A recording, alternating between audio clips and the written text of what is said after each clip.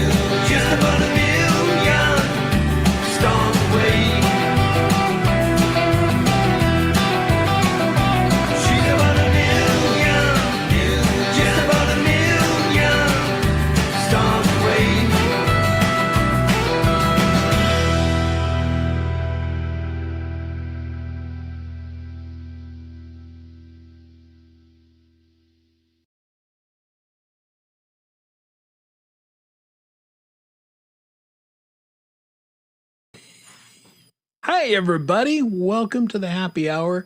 I feel like Flounder in Animal House. Oh boy, is this great.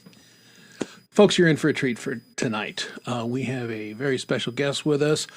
We just saw one of his great tunes. It's Frank Terzo will be joining us here in half a second.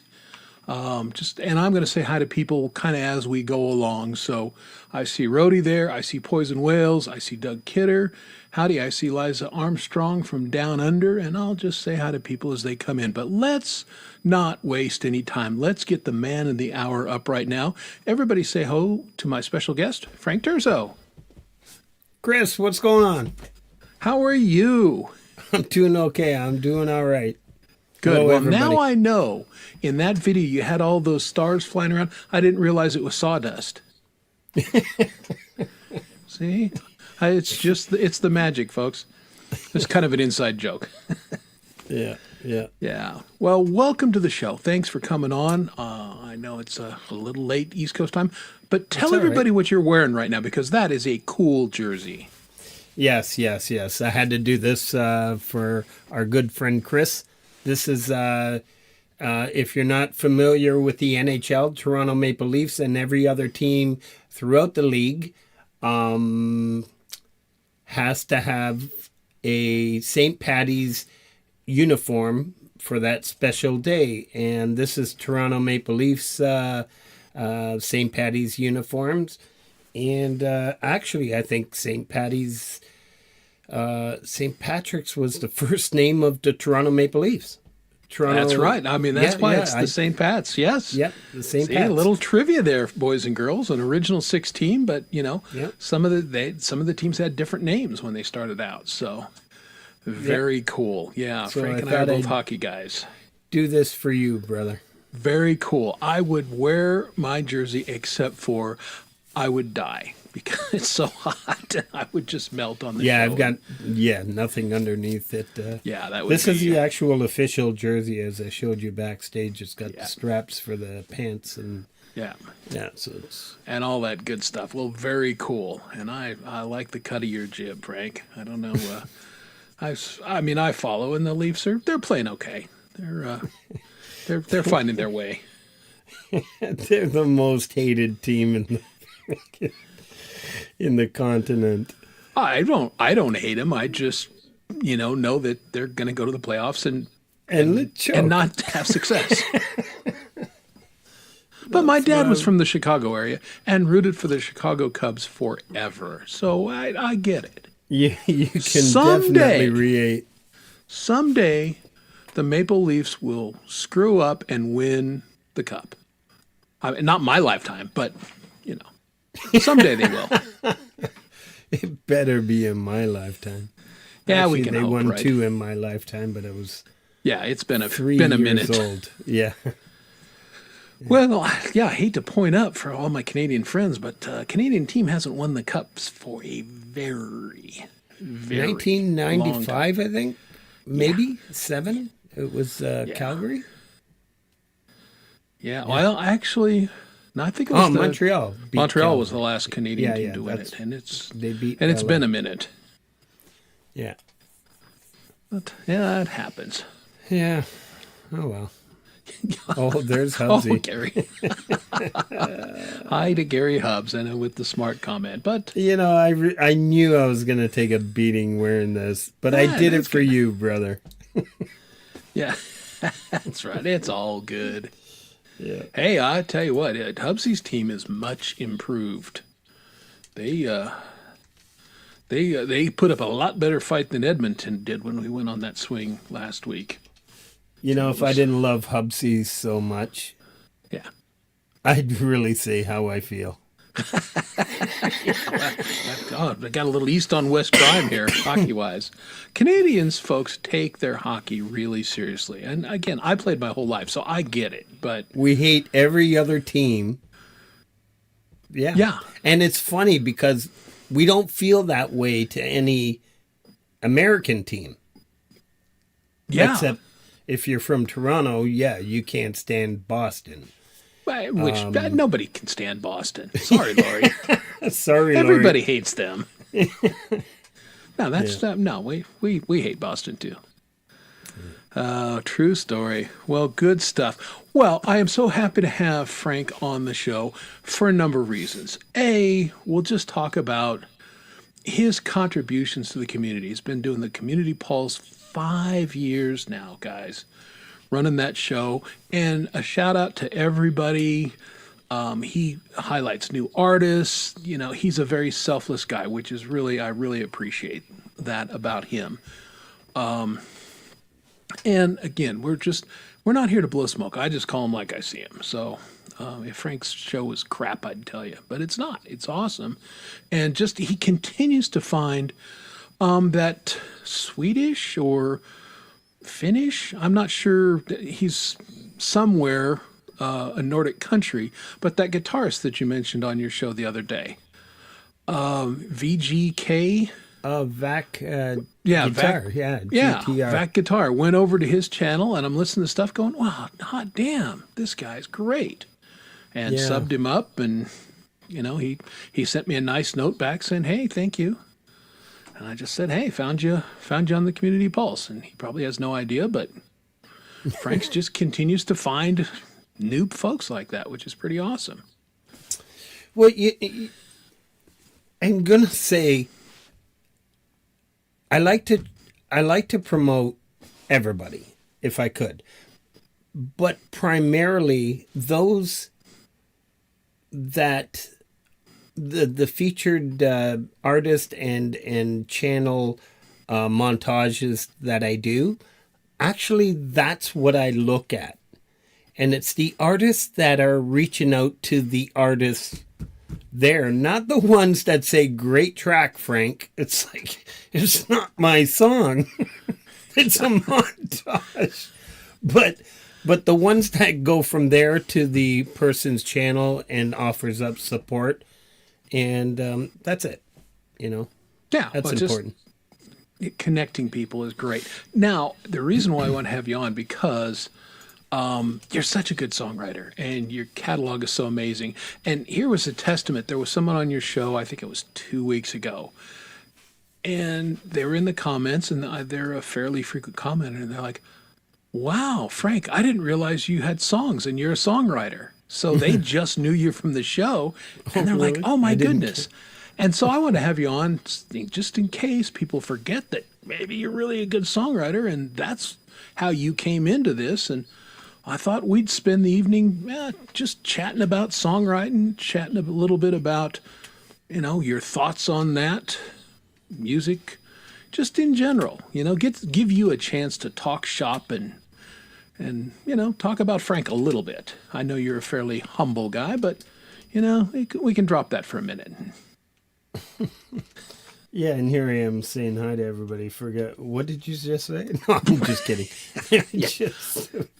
Blaine's just blabbering on, just filling space. I can't type and look at the same time. No, it's Okay, I'm just going to say, hey, Boot. there you go. Yeah. Hey, there's Rhett. Huevos. How you doing? Ex-bootlicker, good to see you. I said hi to Doug Kidder. Did anybody else new come in? I don't think so. If you did, I missed you, and I'll catch you. Hey, speaking of new, there's the dog paw. What's going on? Oof. Oof. I'm gonna have the dog paw on at some point here in the near future. He's gonna come on and he's gonna explain himself. Yeah, he has a lot of explaining to do. He's got a lot of explaining to do. Indeed. Yeah. Well, so give everybody, I mean, you've been interviewed by Jade. I'm not going to rehash that same ground, but give everybody the quickie. You were a musician, you know, played, toured a little bit, did some of that stuff, and then tell us a little bit about that, and then how you came back into making music like you do now. Yeah, I mean, it's the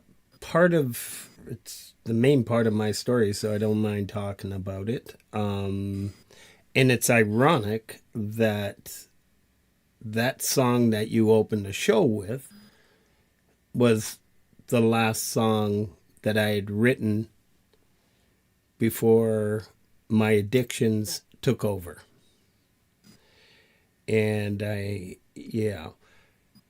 I grew up in a musical family, idolizing my uncles, my older brothers, but especially my uncles, who were well known in Ontario and Canada, and primarily Toronto. And if you can imagine just a young kid having cool uncles that you don't even realize who they are at that time when you're 10, 11, 12, 13, 15, but you see Neil Young, you see Sweet Daddy Siki, and I know you're a wrestler, and I've been dying to tell you that Sweet Daddy Siki had spaghetti and meatballs at my grandmother's house while we were sitting on the ground just Awesome. looking up. Yeah. Yeah. So, but it's just growing up in that environment. I started to play music, and my dad was a musician, recorded music in Sicily on 78s back then. Anyways, nobody could find that album, but I started to write, and I wrote a lot, and I don't know what happened, but I had like about 300 songs in a bunch of books, and obviously nobody was really paying too much attention. Okay, another song, really? You know, the kid that's so invasive. Listen to this. Listen to this. I got another one. I got another one. Yeah. So I went the route of pursued addictions, right? Yeah. And I always say the stories of many musicians and famous and not so famous musicians go, they get into music and then the drugs take over, and that's their story. I didn't even, I got on stage maybe once or twice, and it was just a bunch of garages and basement jams and stuff like that. And then I just, yeah, I wanted to be in a bar, and it didn't matter whether I was on stage. I just wanted to get high, get drunk, and that's it. So I kind of lost focus, and yeah, I came into the recovery from serious drug addictions, and lucky to be here. And that was in 2006. I met a beautiful lady, as you all know I talk about often, Shauna. Mm-hmm. She bought me a guitar when she found out I played music, and picked it back up. Awesome. Now, Yeah. it really is a good story. And there's no coincidence, Frank. I mean, I had your whole catalog to pick from, and that I'm looking through, and that song is the one that said, no, play me first. So, not coincidence. Yeah. And very cool. And again, you did the rock star thing. You just kind of forgot about the rock star thing up front and just went straight to the Yeah. yeah. But now you went past that. Now you're back on the rock star thing, which is fantastic. And you've got an amazing catalog of really good songs. What compels you to? I mean, is it one of these things that like, well, I get up in the morning and I write a song, and I go to bed and I write a song, or it's just what inspires you to pull together these songs in the fashion that you do? I don't know if this is going to sound. I wake up with a song in my head every day. I'm almost tempted to say for all my life.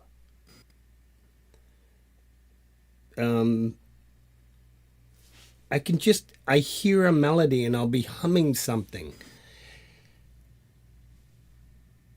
And you have to tap into that's not somebody else's song. Like a lot of people humming songs and then they'll almost convince themselves that it's somebody else's song. And it's not. You know? I'm inspired to write music daily. I am blessed with that. And I'm going to tell you, I'm going to hold on to gratitude. I want to do more for people because I believe it comes back. And I'm not doing it because I want it to keep coming back. I'm doing it to express that gratitude. I don't know. No, it makes perfect sense to me, Frank. It just, when you have a gifting and you just, you find ways to share it and everything. And I totally get that. And I also, it's not, I have the same thing. I wake up, there's music playing in my head 24/7.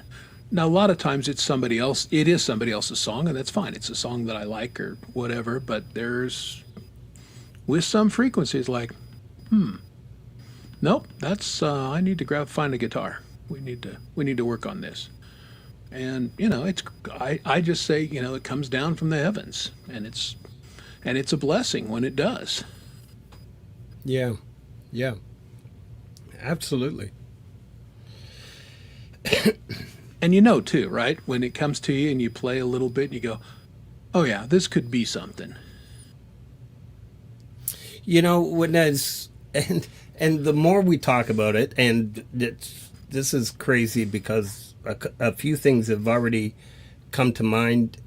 I don't know. It's because you and I have been backstage for the past 4 years and talking but a bunch of things are coming to me now. Like I said, that song that you opened the show with, "A Million Stars Away," was the last song I recorded on my Tascam using the TR-606 drum box with the 16 buttons across, and you can actually skip. And yeah, it was. I wouldn't know how to use it today. I'd have to relearn it. Yeah. But things are coming back. Like, to write a song, I put my ear right to the top of the guitar, and I'm not even looking where my hands are, and I'm just trying to find a sound that sounds where I can build from.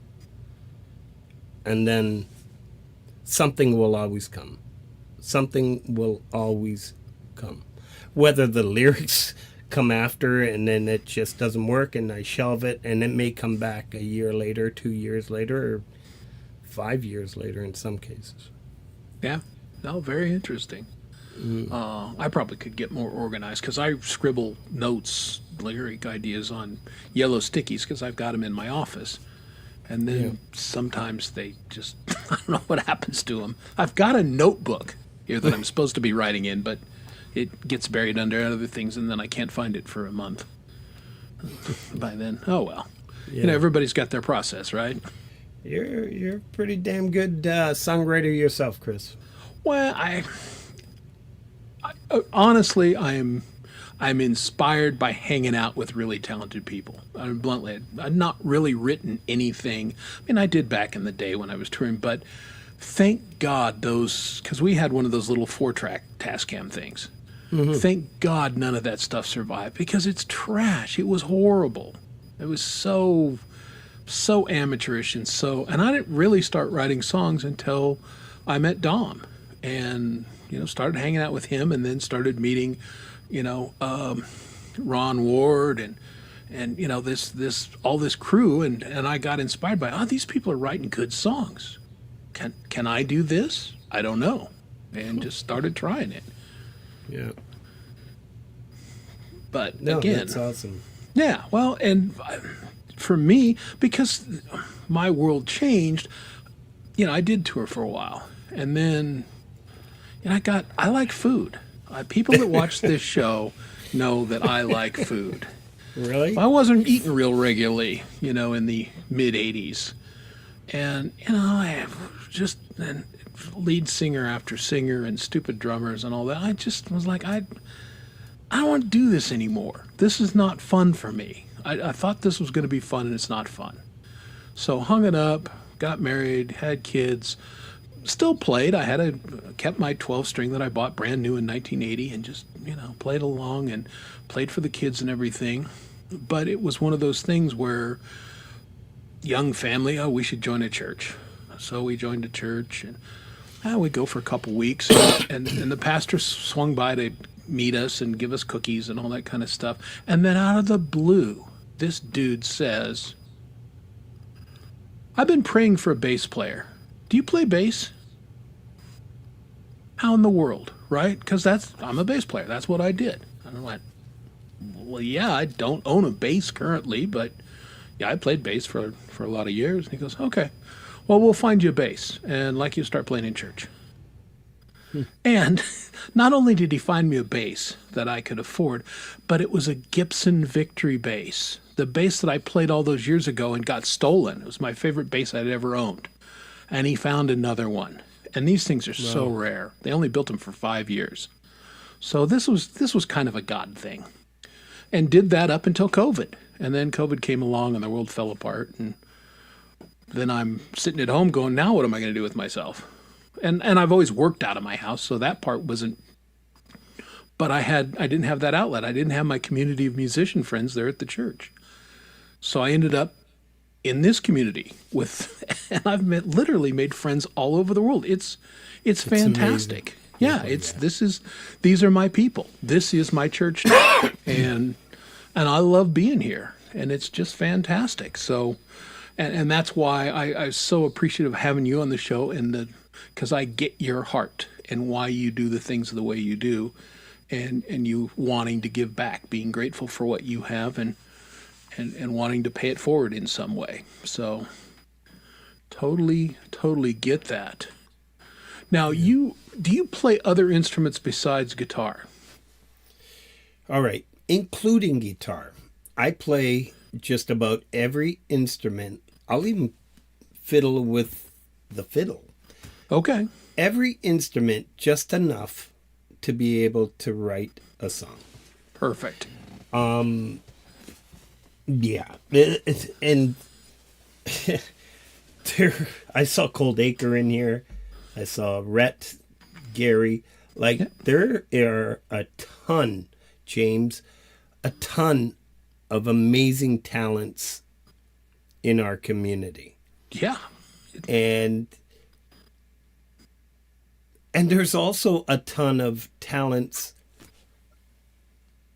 that, I don't know, you have to stay within your means. I know what I can do and what I do best. I insulate, and I've learned in my businesses that you have to insulate yourself. Surround yourself with the proper tools, talents you need to succeed. If there's one thing that I'm good at, that I'm proud of, is I know how to insulate myself with when it comes to music, with the musicians that I work with, in order to get the best sound I can possibly get. Absolutely. Why don't you talk a little bit, because you've got some long-running partnerships on the musical side. Yeah. Why don't you tell everybody about that just a little bit? So when I first met Steve Sherman, a friend of my Uncle Sebastian's, they've jammed since they were kids. And I wrote that song, Rise. I had it recorded. I had it on my old original YouTube channel. And my uncle said, why don't you go check out Steve? I'll set you up. And this is at the beginning of COVID. You should really consider producing this track. And I thought it was good enough to post, and it is, and I'm proud of it, even the original take. But he says, try it out and see what you think. I did. We had to wait 3 months because of all the lockdowns, and everybody was paranoid, following the rules and stuff. Anyways, so for the first year, I was going in the back entrance, backing up the truck, so nobody would see me pull out the guitars and stuff like that. So that was it. So I met with Steve and started to produce there. At the beginning, my uncle had a couple of his friends add the bass and stuff. But as many artists out there know, that first album probably cost me about $7,000. Inviting different artists, and it wasn't working. We were getting things back that really took on a different direction. And I think I said this on Jade's channel, not that I'm hard to work with, but if I have a sound in my head, I need to go with that. Yes. If it's a song that I wrote. It's different if, like, Ninth Gate is a whole different animal. I mean, that's just beautiful. Just, here's my part. Send it to Gary. Gary sends it to Het, or they both look at it. It doesn't matter. It works in different ways, and that's a whole different thing. But if it's my music, if I'm hearing something, I already know what I want it, what the outcome, what I want it to sound like, complete. And that wasn't working. So we just went with Steve. Some of the tracks, I would just, the basic bass, and it would just be, I would play the acoustics, obviously, and the electric rhythms, and Steve would add the rest. And with Clea's vocals, yeah. And I will say, working with Steve, and I think we've spoken about this backstage and with Hubsy, there's a couple songs, it's just, I'll remember in a minute, but where I would legit just go, I want to hear bam, bam, bam, bam, there. It's just little things like that where it was like, what are you hearing? What are you hearing? What do you want? How does this sound?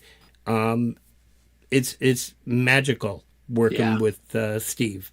And now it's gotten to the point where we know the sound, and but recently I've been not experimenting. I've had James Myers, Dynamite Throw is actually got I think 2 or 3 tracks on the new album coming out, and and it's and with Hugh, and now it's become, that rather than just being focused on making sure somebody hears your sound, well, it wasn't. I'm taking a different approach where I have to work with that person's skills and what they're gonna do. I'm the one that should be responsible to know what they're gonna return by their sound. So if I'm writing a ballad, why am I calling Hetriani? Not that Hetriani can't do a ballad. I'm just saying, you know what I mean? And that's it. So I think when I that's needed some important. telelicks for a song, it's like, wow, Hugh Caldwell. It's a no-brainer. I know he can do this in the slide. That's what I need on this song, and that's exactly what he gave me.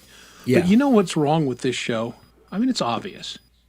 There's not enough Italians on this show, so let's fix that. Hey, mozzarella! Mozzarella, what's going on, Chris? How you doing, Ma che Mr. fai? Terzo? Hey, good to see you, Dom. Hey, boys. Yeah, well, there you Wow. go. Hello, everybody. He responded to the invite. So very good. love Yeah, I it. I figured love if we it. got Frank on, you'd want to stop in and say hi, because we've, again, as Frank alluded, we've been hanging out together on shows and yeah. after shows for years now. And so, we got Yeah. kind of the boys club, and Yeah, it's pretty scary to say some of the people I like hanging out with most are on a computer screen. You know? yeah, well, It is what it is, though. Yeah. yeah, you get the best of everybody, and you don't have to deal with the BO or bad breath You or any can- of that kind of you can stuff. Tell them to F off, turn off Yeah. the screen so they can't throw a beer bottle at you. Yeah, That's right. Yeah, Yeah, kind of like that. yeah, something exactly. like that. Well, it's very cool that it's great finding a partner you can work with. I get it. Dom and I have worked together a little bit. We're doing different things here the last year and a half, but that's what we started out. We're kind of working together, and I was just going through my catalog the other day, and I just sent Dom a note, and I said, "Brother, you did some damn fine guitar work on some of my songs." Just as I was listening back, and like, man, that was really good. Thanks. And you know And not what? something I would have done. Yeah. And when I was doing that montage for Dom, it's like, fuck. Just like you said earlier, you forget he's a guitarist. You forget he's not that he's playing live acoustic, but sorry, I didn't mean guitarist. I mean, you forget he's produced some pretty freaking awesome. Yeah, soup to Tracks. nuts. Yeah, Yeah.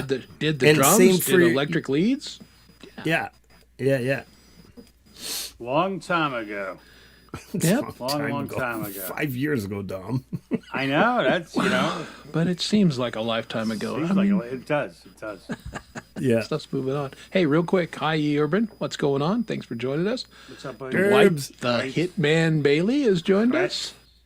How are A you, fellow Dwight? Toronto Maple Leaf fan, Zach Thong. Sorry. Had There to you do go. the bell. Yeah, absolutely. That's for what happened? Why is it though? yeah. Get it. It's a dud. I was going to say, is it a Maple Leaf bell? What's going on there? Yeah, and the aforementioned Sal Caruso. How you doing, buddy? Liz. Good to see you. Ciao, bello. Yeah, and Lizzie's here. Joined us early on. Did I miss anybody else? I think I got everybody. All right.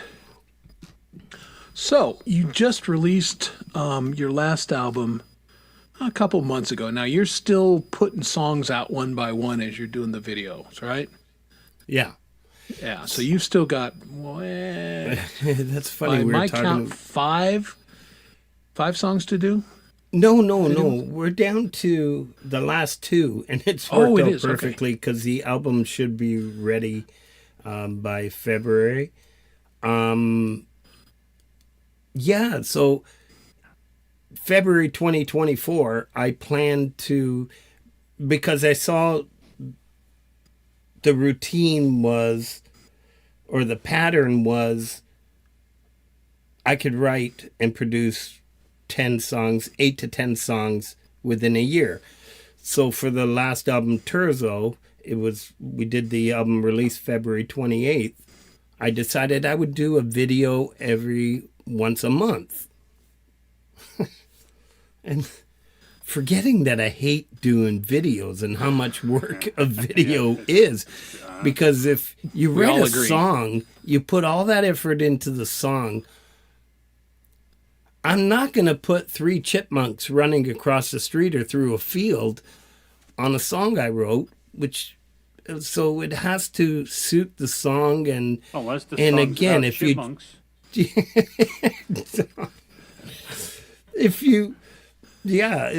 I don't know. And just like writing, if it doesn't come to you, you can't anyway. So as it turns out, it's almost 2 years. It turned out to be a video every 3 months. And it wasn't, but it's worked out because a bunch of things happened in my life. I had a few obstacles in the summer and early summer and late summer. And life happens. So I'm down to 2 more videos, and I might just do a lyric video, but we'll see. Yeah. or if it works out well, I finally, I don't want to say the last thing because it almost sounds like I think I'm going to die. But the one thing that I really wanted to do was to do a live performance for a charity. And Nice. I am November 21st. And the one song that I haven't done a video for, I've got a videographer coming in to record it live on stage. Oh, fantastic. We'll see how that works. Cool. That's very cool. Now, you mentioned you were going to do this live show, and you were, kind of a little nervous. Getting psyched up for it, right? Well, nervous because I don't know if there are any Canadians in here, and I know parts of the U.S. would know a band like Gatto. These are professional musicians that Steve brought on board, and thank God they knew my uncles, because I'm sure, Frank Terzo who? But once he said Sebastian's nephew, I'm quite certain that helped a lot. So Yeah. they're on board, and so they said, yeah, one rehearsal should do the trick. It's like, what? I just, I picked 8 songs and one rehearsal. So I said, Steve, man, maybe they're good for one rehearsal, but I don't want to let you down. Before that one rehearsal, which is this coming Tuesday, 13 more. we're getting together. I don't care if it costs me $90 a visit, and it does. So for the past 4 weeks, and today was the last before the rehearsal, and it went really well. So, yeah. Okay, well, good deal. Yeah. See the difference between having Frank on and, like, say, Brad Example. When he says $90 a visit, he's talking about a very different visit. Yeah, Very different visit. very different thing.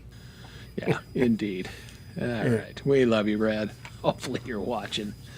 But and that's fantastic and going to be good stuff.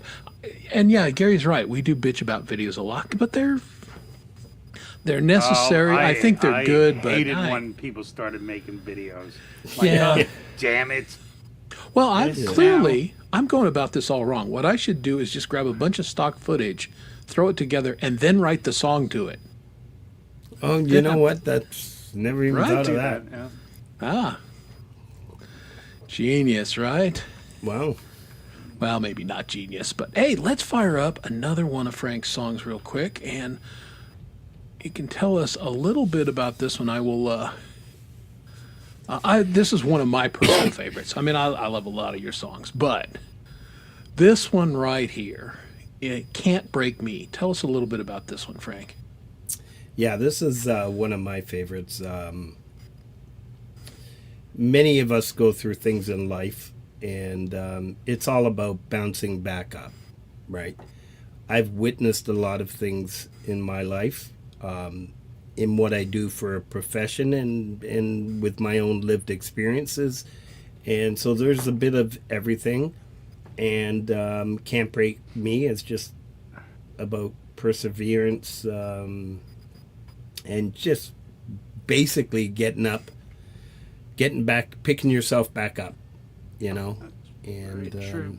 there's so many obstacles in life, so many things happen, how you deal with it, and again, it's all in how you bounce back. Yeah, amen to that. All right. I like tell my kids that like constantly. I'm like, nobody cares what you can do, what you can't do. Like, the only thing that matters is how you stand up after you take a tumble. Yeah. That's just As it. long as you can keep getting up, you're okay. Keep getting up. Don't stay down. All right, Frank Terzo, Can't Break Me.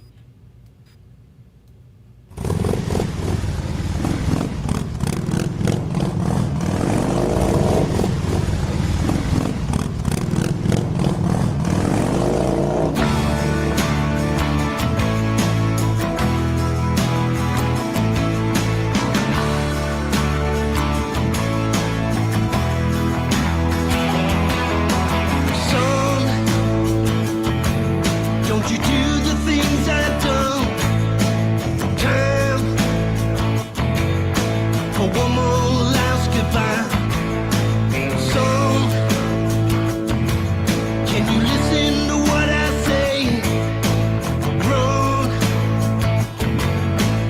trouble finds a way.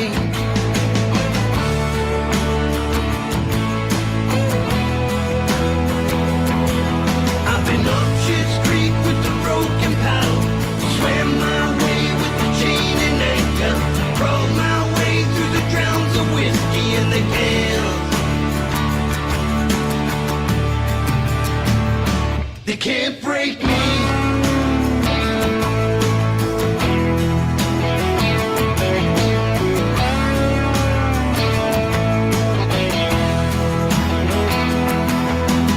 Moving on. There ain't no rest for a wanted man. Oh, with the price tag on his head. Right. With the pistol in my body, I was headed west cross Highway 1 when they stopped me in my tracks.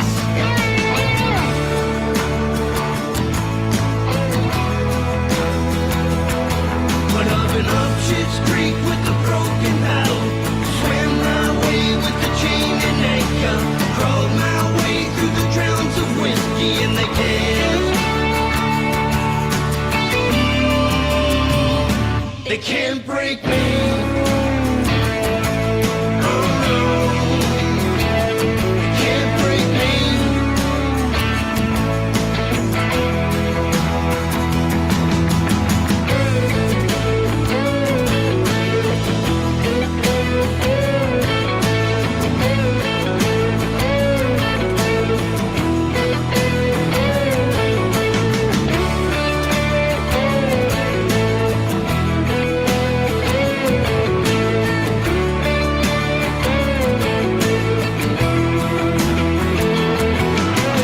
Lord, you know I never hung a wall. Lord, let's break these prison walls. Love, sweet love, I can feel you next to me.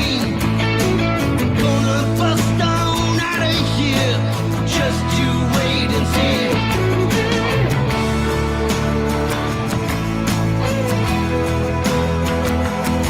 Well, I've been up Shit's Creek with the broken paddle, swam my way with the chain and anchor, crawled my way through the drowns of whiskey, but they can't. Up Shit's Creek with the broken paddle, swam my way with the chain and anchor, crawled my way through the drowns of whiskey in the can. No, they can't break me. Oh, they can't break me. Oh, son, I tell you, they can't break me. They got me in shackles, but they can't break me.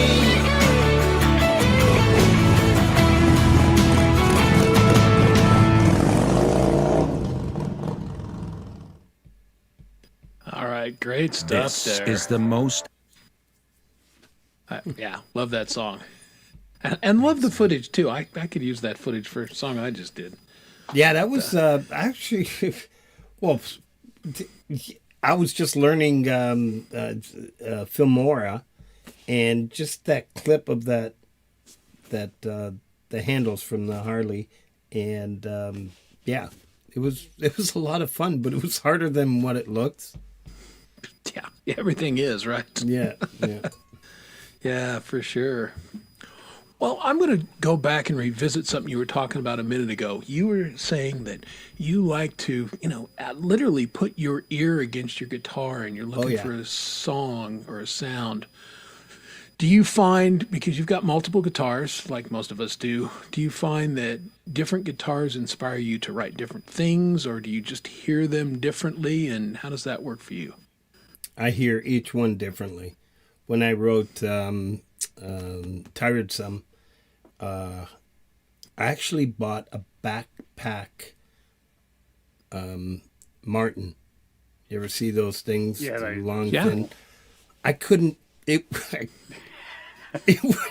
It's like trying to play with a flying how the V, fuck right? do you play this thing? It's like you couldn't sit it down. So, but because of COVID, I ordered it online. It looked fantastic. I'm thinking, I'm not a hiker, but I'm thinking it's pretty cool to carry around, and because everywhere I go, even if it's for a weekend, I bring my guitar. Absolutely. Yeah. So I thought this would be cool. Anyways, I was just strumming it and came up with Tired Some, and I exchanged it for my other Martin. And yeah, every guitar. And if you go into a slump or yeah, pick up another instrument, you know. I'll pick up the bass guitar and I'll fiddle with that. These keyboards, I can play all the chords good enough to write a song. Yeah, there's always different outlets where I can go to. But my ear on the guitar, I don't know what it is about that, and I'm sure there's got to be other people that do that. You just get a feel. It goes right through you, especially if you hit a certain chord. And even if it's 2 fingers or 3 fingers, I don't know nothing about theory of music. And often I'll go to Hetriani and send him a picture of where my fingers are sitting, and he'll come back to me and tell me which chord it is and stuff like that. So I can write it on my sheet music. But yeah. It's always been the best thing about music theory is when it sounds good, the music theory behind it works. So you don't really need to know. If it Yeah, sounds good, it's Yeah, your in ears there. don't lie. It's like that for a reason, you know. Yeah, exactly. I used to like get all hung up about the notion of a slump. And then one day I just finally realized, it's not that I'm in a slump. It's I have nothing I want to write about right now. I was like, and that always happens to me is like I go for long periods and then boom, boom, boom, boom, boom, and like a whole bunch come out in a row, and then it's like, I don't know, sometimes. Know what I wanted to ask you, Frank? So when you write songs, are you going in writing like I want to write this still, or are you at the point where, you wait till you mumble something and go, oh, I like that, and then do you like go in with an idea, or do you come up with something and see where it takes you? I like to go in with an idea. I like to research topics, like writing a story on something. Lay Down Your Guns. Gary Hubbs sent me, I don't know, maybe it was a good 4.5, 6 minutes, maybe, of riff after riff, and it was just all put together. It was just brilliant. And it was like, just cut this here, cut that there, added this here, and this was all done through Filmora, and put together my structure of the verses, the chorus, and then a bridge. I think that one had a bridge. Most of my songs do. My writing style, I should say. And then I picked the topic, and it was Lay Down Your Guns. And actually, that one came from, I was on a golf course, and I took the picture of a willow tree, weeping willow, and so I had a vision. So here's a great example. So I had a vision of a willow tree overlooking a bunch of graves, and I still have the video. We didn't end up using it. Overlooking a bunch of graves as it populates the graves because of the guns.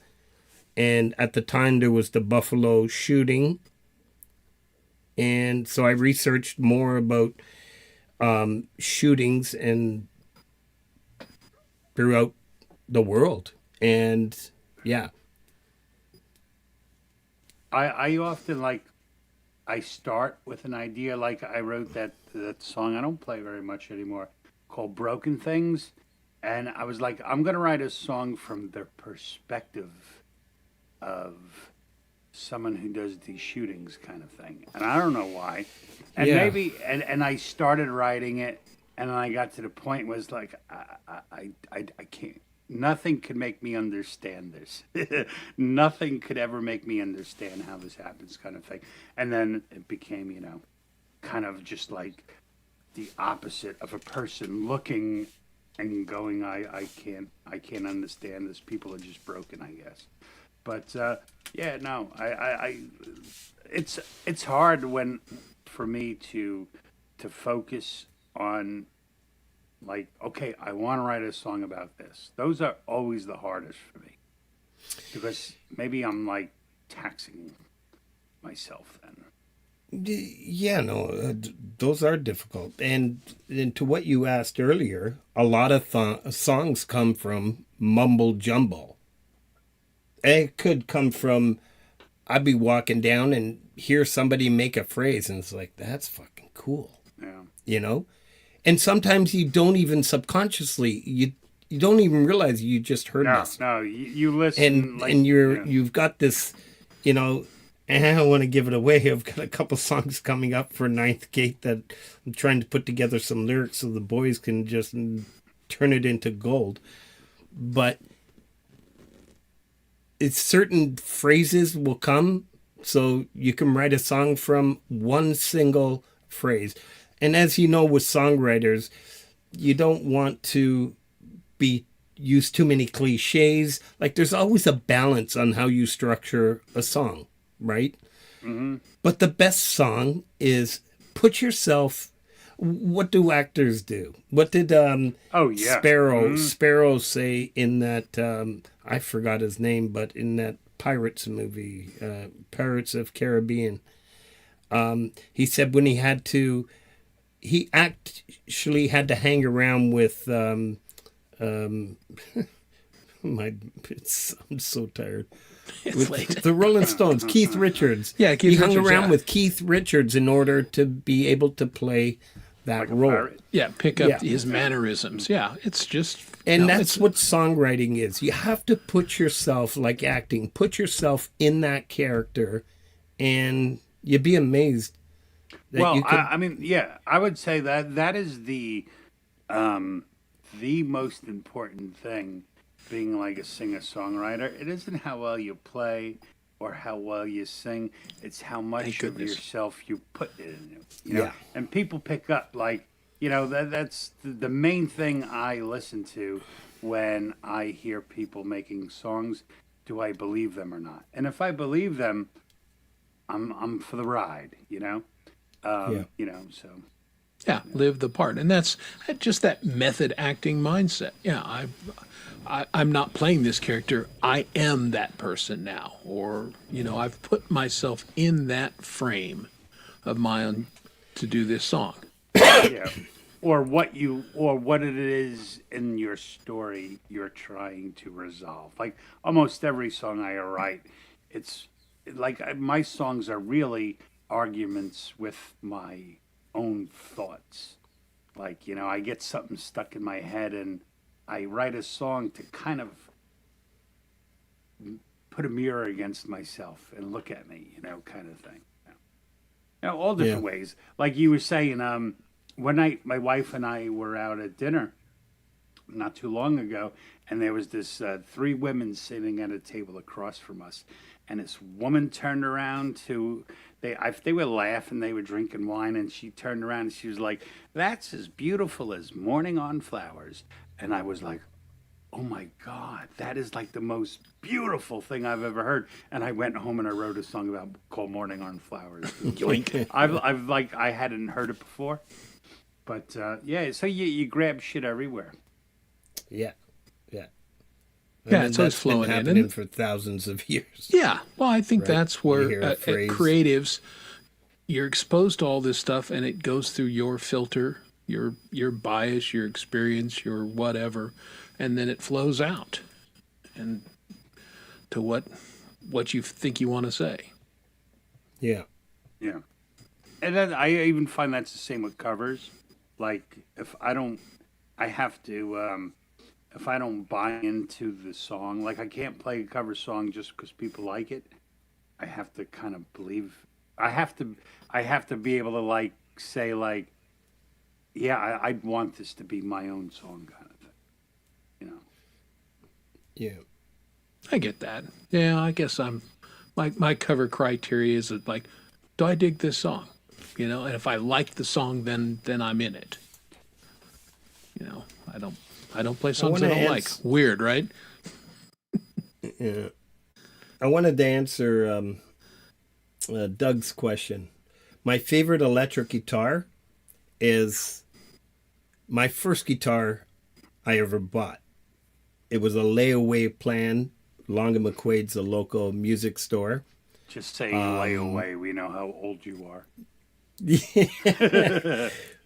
But my uncle knew the guys there. He sent me there, and so I started the layaway plan.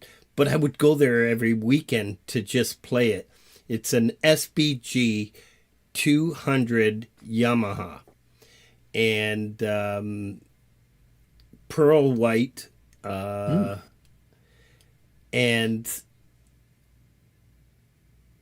after about 3 or 4 weeks, the guy just said, you're okay to take it home. It's like, what? Yeah, you're okay to take it home. Years later, I found out my uncle had a say in that, and they let me take it home. But with my addictions, I sold it, got rid of it, and it came back to me in 2008, that same guitar.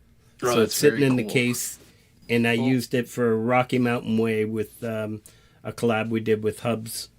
Yeah. I have my very cool. second electric. I don't have my first.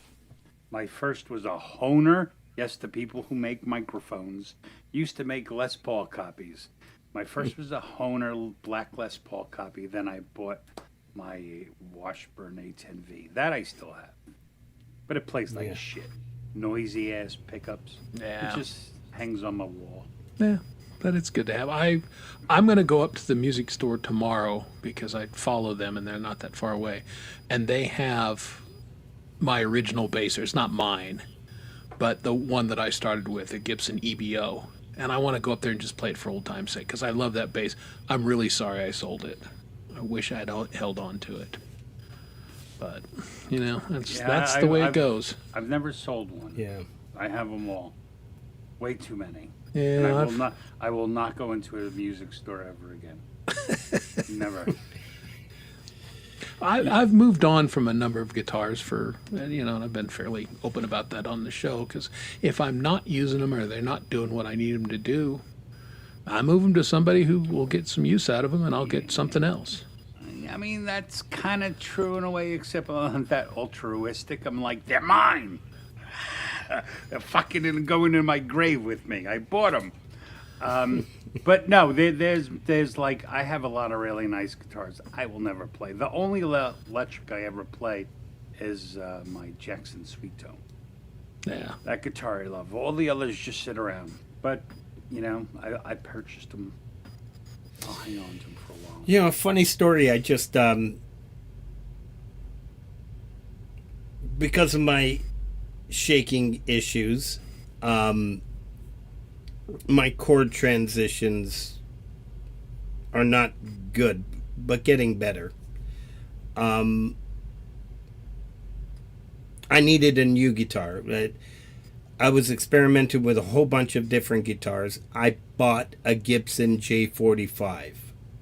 Felt good in the music store. Come home and sounded like terrible, and I couldn't play it. And I went back. That was $3,300. I went back to the music store and I rented out, because during the show with Stonerfest, I rented out the Taylor, which Right. is sitting I remember there. that. Yeah. And that was the best feeling guitar I've ever played in my life. And I don't know why I never went to it. I think I was just trying to think like a shooter. Maybe I need a Gibson. But anyways, so I rented this out because of the show. I needed, some of my songs were tuned down half a step and some weren't. So as it turns out, I brought back the Gibson, traded this guy in, and I got my new guitar. So it's the Taylor Grand Auditorium SE 414. But so what I'm getting at is, so when I traded it in, I went for a walk. I came back and he goes, okay, everything's all ready. Here it is. So we did the exchange and paid the extra G note, and I walked out. I bought strings and I restrung it the other day, and then I just put it down on my couch. And then I see a little label here. I'm thinking, used. Those fuckers charged me full price, and it's a used guitar. I assumed he went to grab a new one and then brought it back. Those bastards. So I'm going back. I called them, and I'll be going there tomorrow. I just thought I'd share that story. No, I thought And as well it's- you should. But you know what? I like it. I don't want the new one, know, but well, you're not charging me that is really the $4,200 thing. for a used Yeah. guitar. Yeah, Yeah, come on now. Yeah, well, I mean, because I rented this yeah, a year ago. Yeah, it's a beautiful guitar. yeah. I like the bite. Well, and when you know, you play it and you go, yep, this is the one for me. All my I was guitars that in I own, that's how I got them. Such turmoil when I went to go buy, my last guitar. My main feeling was I had a 1992. I still have a 1992 Taylor 410 CE, and that was the guitar I always played. And then I bought like a Martin D15. And even though the Taylor is a much better guitar, I just felt more myself when I played the Martin. So, and I couldn't figure it out, So then when I found this new Martin, what a GPCE Inception, it was like the best of both worlds, So, but Well, when Yeah. the better guitar is that's a misnomer. I It's don't- I don't- only I don't better believe if that it at all. works better for you. Yeah, that yeah. is true ultimately, but in my experience, people who say that really have never played really, really good guitars. Good guitar, more expensive guitars, more often than not, play and sound better. The law of averages says that. Yeah. But so- not necessarily Not always. necessarily. And especially with an acoustic, once it's plugged in, you can control how it sounds. Well, I had that experience because I go to Villa Music up there in Bozeman, and it's like one of the greatest music stores I've ever been in, and they've got everything, and except for the Inception, which I wanted to play, and they'd sold it the day before. I think Those Jade said she went into a store and played the Inception. And I bought the stupid Inception because of a guy on YouTube. I had been researching and watching every video about it, because as soon as I saw it, I was like, this guitar looks like it was made like in the 1920s. But it's like buying a muscle car. The body looks like the 1970s, but everything else has been updated. It's got, it has a better engine and better suspension. It's all been updated, but the body still looks the same. And that's what like this guitar was. It looks like an old guitar, but it has all modern accompaniments to it, kind of thing. Well, that's what I found when I went up there. I love Gibsons, and I've always wanted a Hummingbird, and I played the God, Gibson it's one of the Hummingbird. best, yeah. They're amazing. Gigantic, though. They're big. They're yeah, no question. big, man. But I'm a big Who dude, plays so it's when? okay. Who's that? Like that little blonde woman. I forget what song she plays, but she plays like a hummingbird, and it's like the size of her. Yeah, it's a big guitar. It's a really But big, yeah. and then I was in the other section, and then I played the Epiphone version of it. And I hate to say, the Epiphone had it all over the Gibson. It was a much better guitar. It sounded better, it felt better, and it was $2,500 less. Yeah. Like, okay, now I didn't buy either one because I didn't need it, but damn it, you got to play the guitar. And there's just, it's like sometimes like here's like who is it? I can't. Samsung makes. I'll only buy Samsung TVs. Like LG, they make a really good TV too. But I'm like, I can't do it. It's like, I want a Samsung TV, and Why? Because I like them. But I I'm don't going know. to tell you, I've had an LG. Everybody knows I hang out in that shed more than. And you know how cold it gets here in Toronto. A little cold. No, I don't. But I imagine colder than New York. Yeah, well, that TV's been in that shed for 5 years. And they told me, don't leave the TV outside in the shed. It's not going to last. All the electronic is just going to be fried.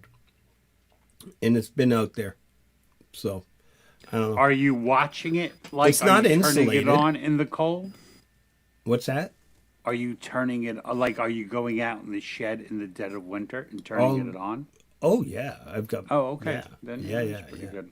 No, it is. It is. You just like what you like, is what I mean. You like what you. Yeah, yeah. Yeah, well, and what works for you. And I get it. And that's, some people are really hung up on the brands, and that's okay. But Oh no, just I've got a get the Samsung in tool. here. I was just curious as to why Yeah. you said like my 72 inch is a Samsung that's in the house. But I was just, just love wondering- Maybe it's because I'm used to them. yeah, But yeah, I just don't like any other TV but a Samsung. and there's the cats.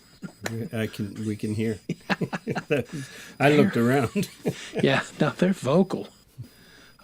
Sometimes after the show, I'll let them in, and they'll get up in my lap, and they'll purr in the mic so loud that you can't hear anything else. Little buggers.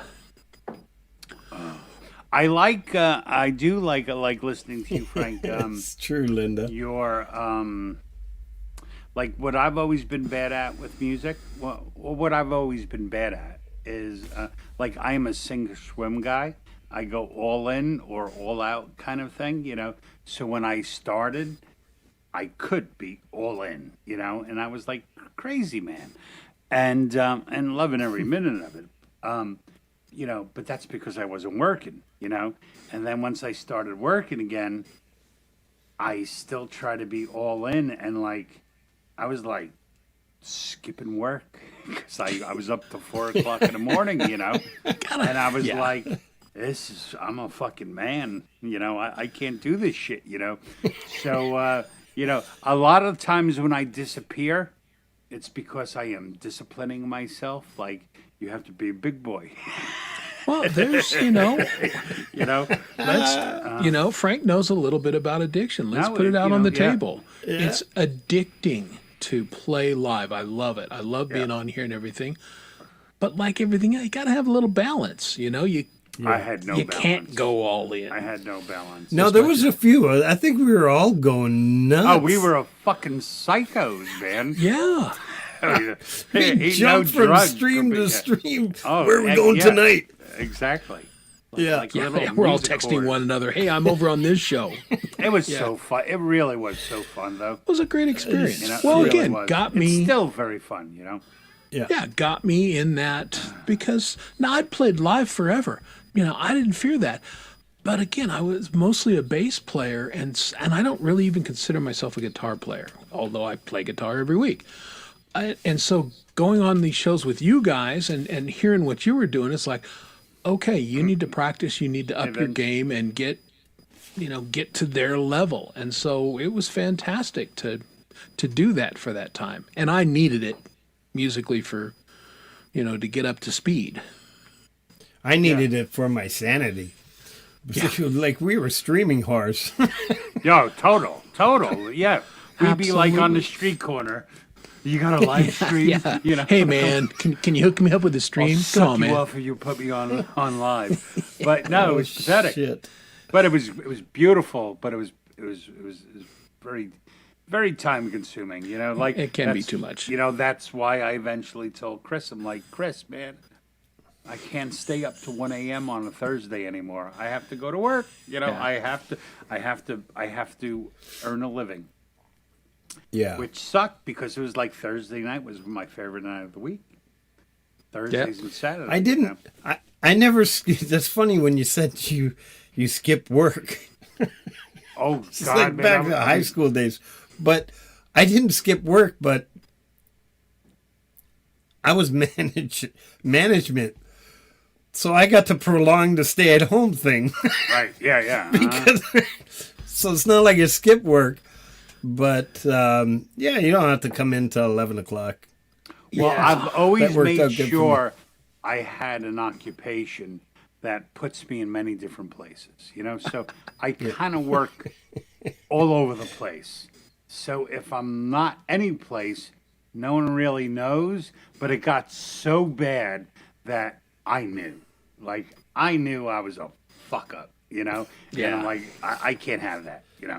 Well, I mean, I did have it, and I'm still paying for it. Like, so now I'm like, I work all day, and then I come home and I have dinner, and I work for another like 2 or 3 hours at home, and it's just ridiculous. But you do what you got to do.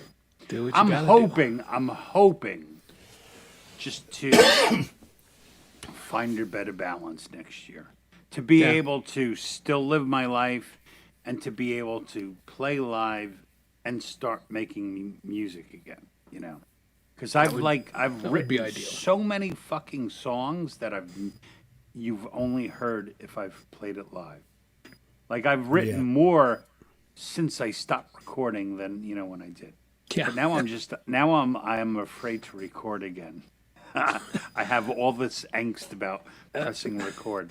And people build things up in their mind. Oh and, yeah, I'm a nutcase. And and once you do it, you go, what was I afraid of? What was I thinking?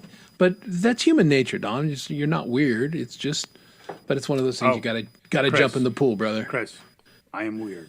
You can ask my Wow, family. but you're not weirder than the rest of us. I'm How not about weird that? to you people because you're all weird. That's why we get along. Exactly. We're all here for a reason. No, you're weird. Thank you. Thank you, you greasy wop.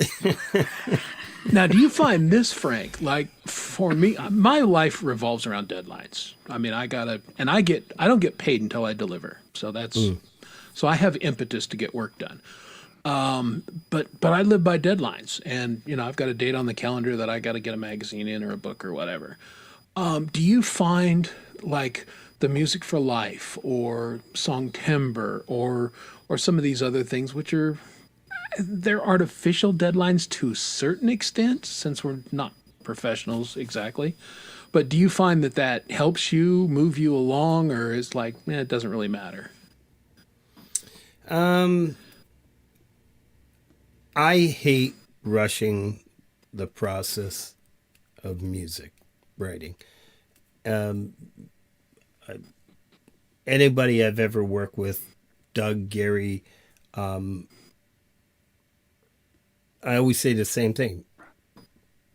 Never be in a rush to complete a song. Like, I'm never in a rush. I'll often get, when do you need this? When do you need this? Oh, sorry, I haven't done anything. I'm never in a rush.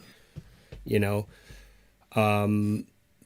deadlines, I don't know, the song timbre came relatively easy in the sense that, let's face it, I said it, when I went away in the end of mid to end of August, I was just fiddling with something, and the wife said, "That doesn't sound so good."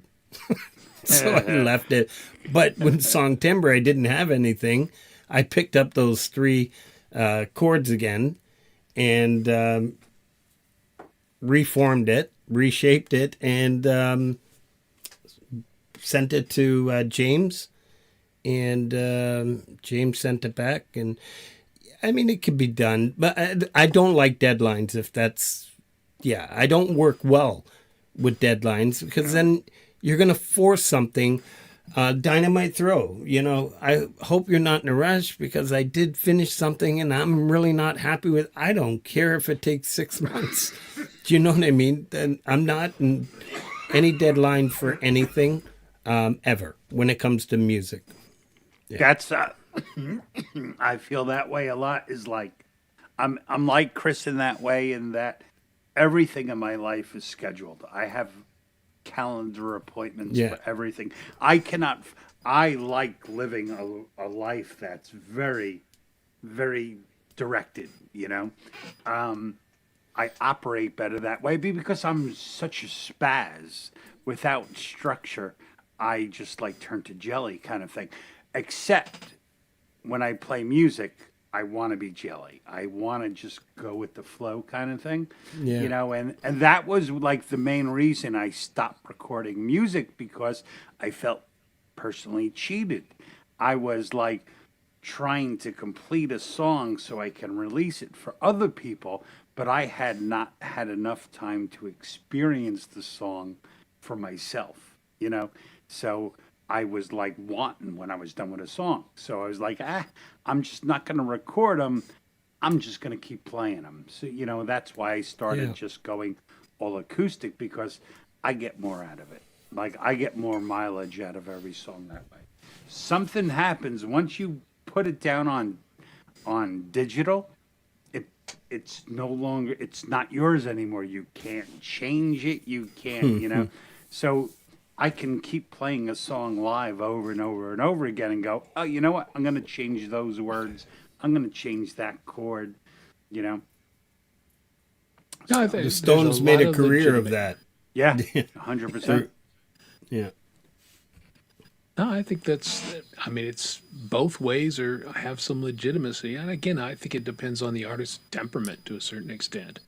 Yeah, Again, Doug I Paul would said. I would do nothing Yeah. if I didn't have something to, motivate me along. And and again, for me, it was artificial. It would be my Friday nights before I started to become such a regular on Lori's show. Friday night was I'm going to work on music. I'm going to write a song, or I'm going to try. And that was my night. I scheduled it. And so then I, would get some stuff done. Now I tell the wife, yeah, we got to go on vacation. We got to go away for a couple days, and I'll bring my guitar and I'll have a song. And that's working for me. Yeah, no, that was, I was like, that's, we did not go, like, we have a little house in Pennsylvania that we used to go to most of the summer and fall, which we didn't do this year because we were getting our stupid house reconstructed. But I wrote most of my songs, like, sitting up in Pennsylvania, and those guys used to hear him because I would make a demo of his song, and you'd hear all the birds in the background, because like I'd be sitting in the woods drinking a beer or a coffee, But yeah, it's good. It's all good. It's all good stuff. But yeah, the I wouldn't call it pressure. But like even when I try to do a live stream, right? So if you want to do a live stream successfully, you have to do it consistently. It's the thing of being consistent that drives me insane. Like, It's funny, we were talking about that during the show this week. Yep.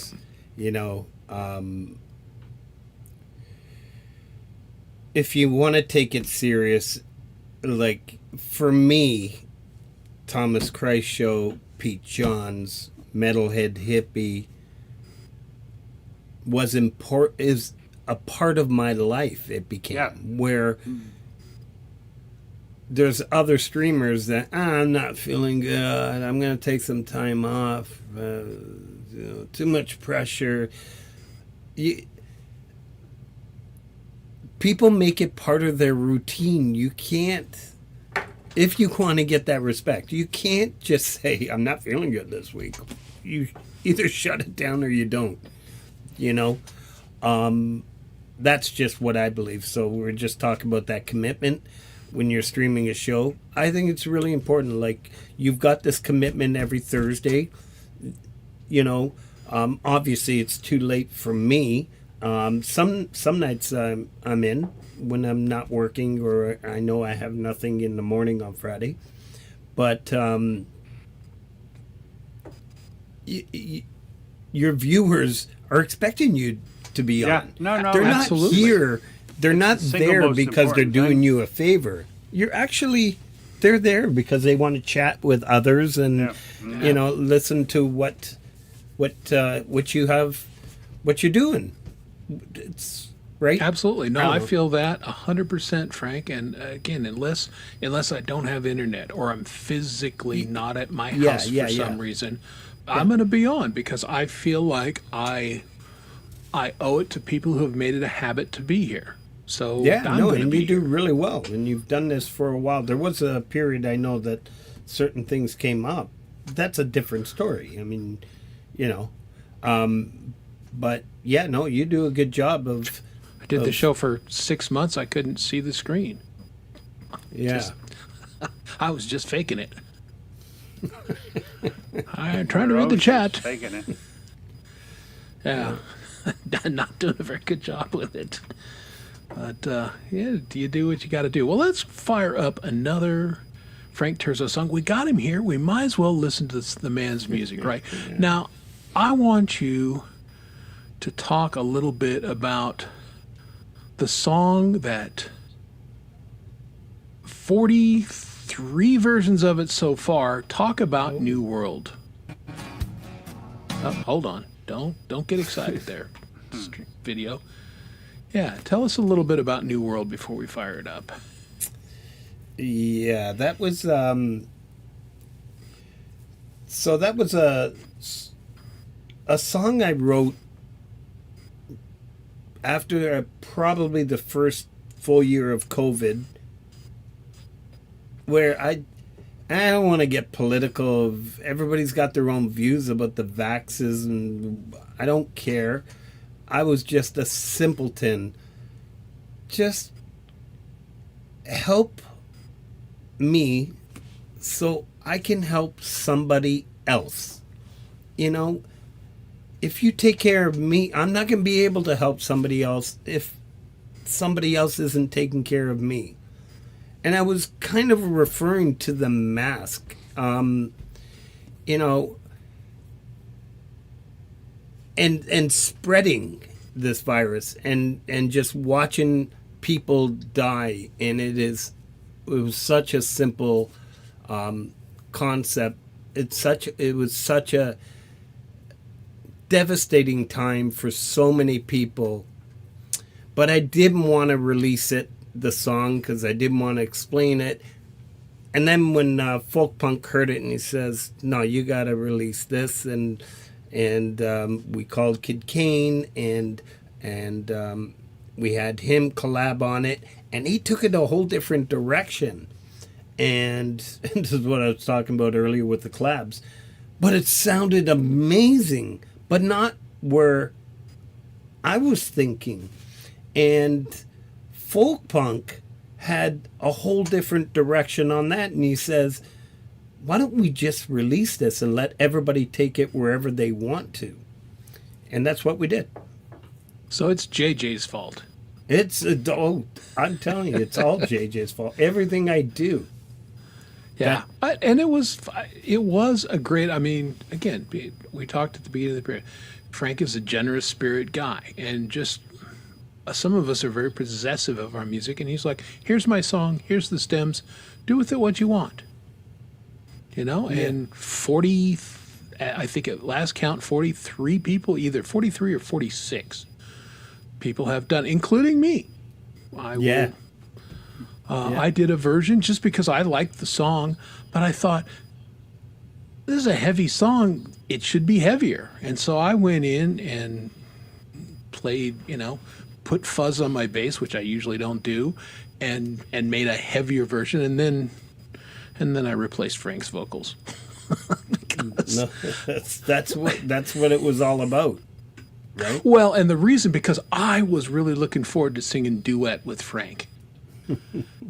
And I did it for about a week, and I went, Frank has a very distinctive voice. I've got a kind of a distinctive voice, and this doesn't work.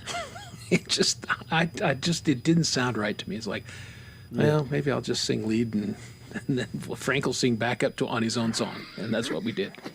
Yeah. Yeah, certain songs, the voice could work, and that's just the way it is. Yeah, Other exactly. songs, doesn't work, it doesn't work. Yeah, not so much. But you did a great job with it. well, I think I loved everybody's version, but here, the original, folks, New World from Frank Terzo.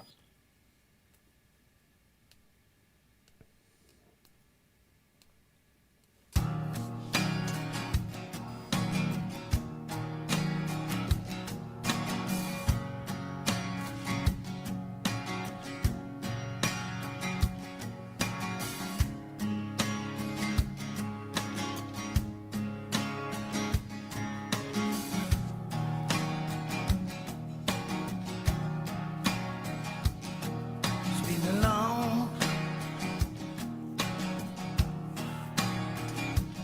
long year.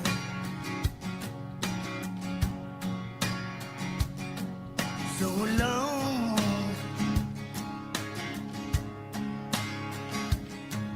so long.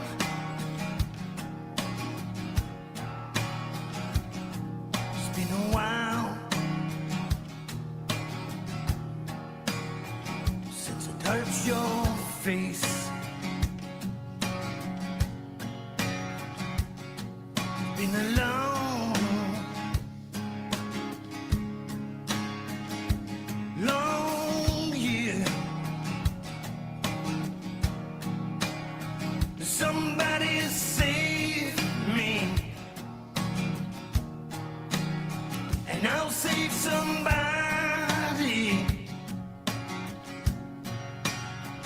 This is a world's war against you and me.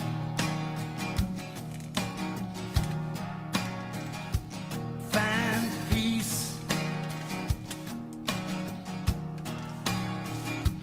be one.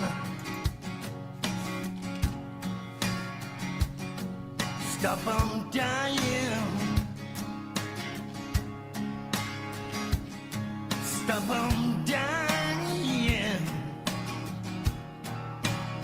Somebody save me,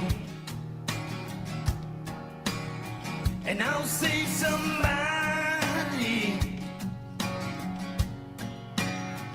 This is a new world. It's just you and me.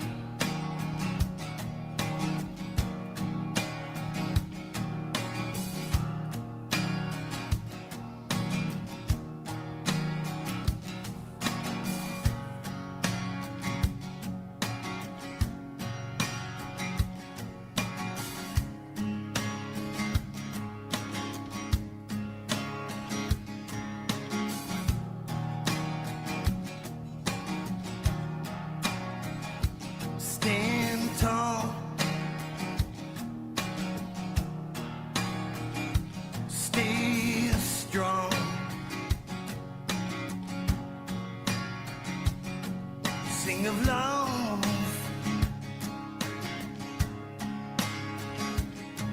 sing of love.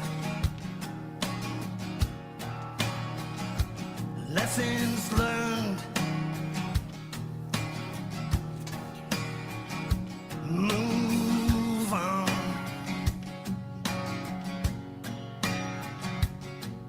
Be as one. Be as one. Somebody save me, and I'll save somebody.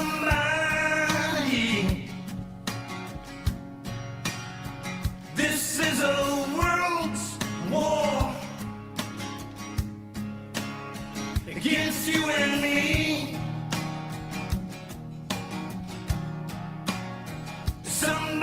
save me, and I'll save somebody. This is a new world. It's just you and me. Somebody save me, and I'll save somebody. This is a world's war against you and me. Somebody save me. Awesome. I'll save somebody. Yeah. Good stuff. And yeah, It to was a Gary's lot of comment fun. there, I think people maybe forgot, where this started because all the other versions that came out afterward, and that's why I wanted to play that. Thank you. I appreciate that. It was a lot of fun.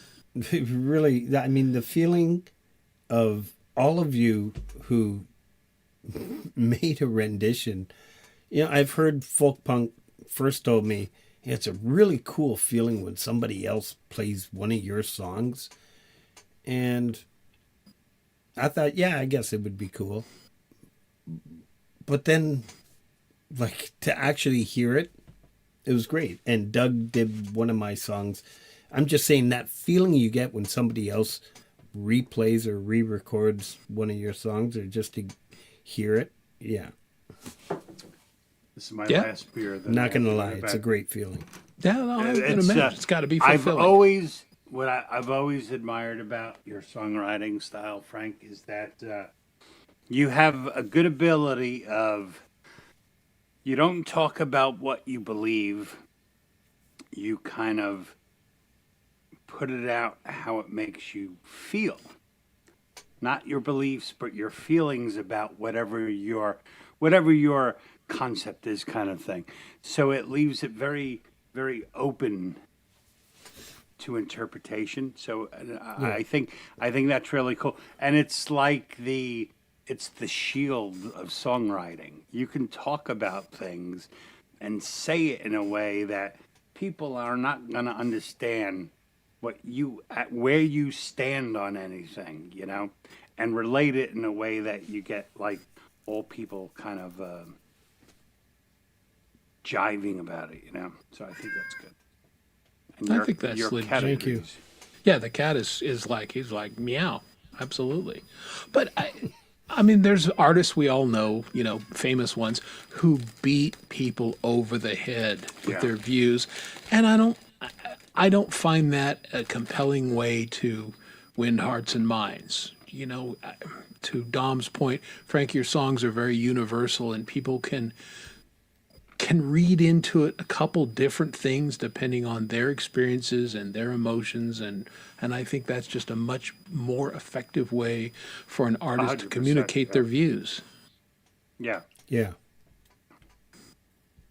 Yeah, we're not supposed to be advocates of anything other than emotion, kind of thing, because emotion is different to everybody, but we all kind of have the same 5 emotions, Yeah, so and we're all walking around on this third rock from the sun and trying to figure out how to get along with one another and live. So what's next for the Frank best way to get Terzo? along is to not try. Just be a New Yorker like I hate everyone. No, I know. Good night, everyone. Hating is more trying than not. No, just letting things be. Some people get along, some don't. Don't force it. Oh, yeah. Yes. Yeah. Yeah. Well, yeah, we're all different. Thank goodness. If we're all the same, that would be boring, and we would. Do you ever meet somebody like this? Oh, you'll love this guy because he's just like you, and then you meet the you guy hate and him. go, "You I hate him." do not want to know anyone like me. But No. there is a guy at the deli I go to every morning named Dominic, and I refuse to call him by name. I'm like, yo. Yo, deli guy. And he knows I have the same name, and he'll never call me by my name. No, he calls you Chief, right? Hey, Yeah. Chief, what do you need? You know? Just one of those things. And how it works. Truly, opposites do attract. I mean, it's Dom and I have a great relationship. We're not the same guy. Not at all. And that well, works really I always well. feels like you know, if you just hang out with people like you're not growing. Yeah. You're just, you know, meeting different people with different opinions, you know, kind of makes you grow, you know? It lets things that maybe aren't part of your DNA. It gives them a little time to ruminate within you, kind of thing. That's always good. You know, that's always good. Yeah, I want you to know, Gary, that's fake news. I fed those cats before I came down for the show, so they're. And if you tried to pick up the one cat who's, the vet's going to tell me next week he's 20 pounds. I guarantee it. He's good. Yeah, I've been working out and everything. Part of it is picking up the cat. I'm doing cat bicep curls. Because he's a big dude. Well, so Frank, where are you planning to take the Community Pulse next? You know, the format is great. People tune in every week, and it's a great show. What are your thoughts about tweaking or expanding, or where do you think you're going to do with that going forward?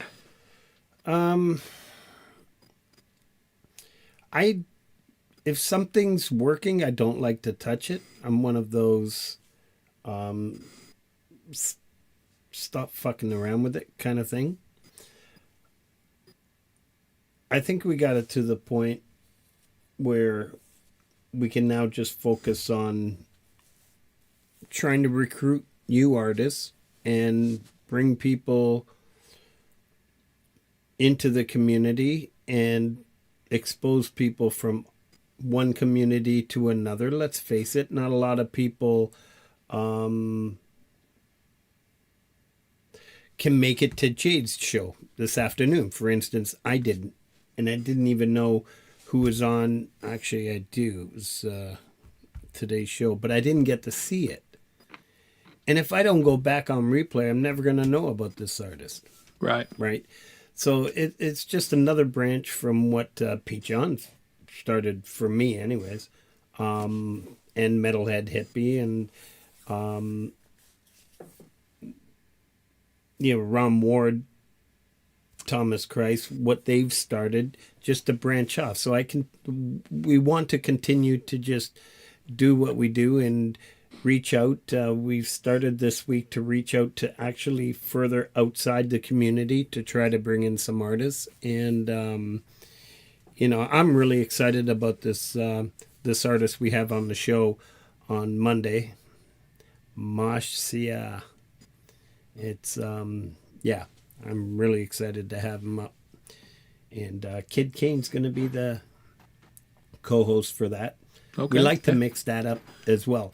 And I will say, and this goes for everybody, if there's somebody in a community or some artist that you would like to co-host, the only thing is you have to show your face, right? And that's, but if there's somebody you'd like to be co-host to or you'd like to be on the show, there was a couple people in the last few weeks that are just throwing stuff in the chat saying, why can't I be on the show? Why aren't you playing this song? Why don't you play?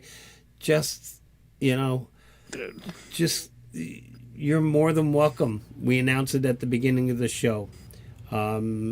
Anybody who wants to be on the show, anybody. Well, and if there's go. somebody out there that just wants to co-host somebody and you don't know who to co-host, well, call me and we'll figure out, we'll make you a co-host for somebody.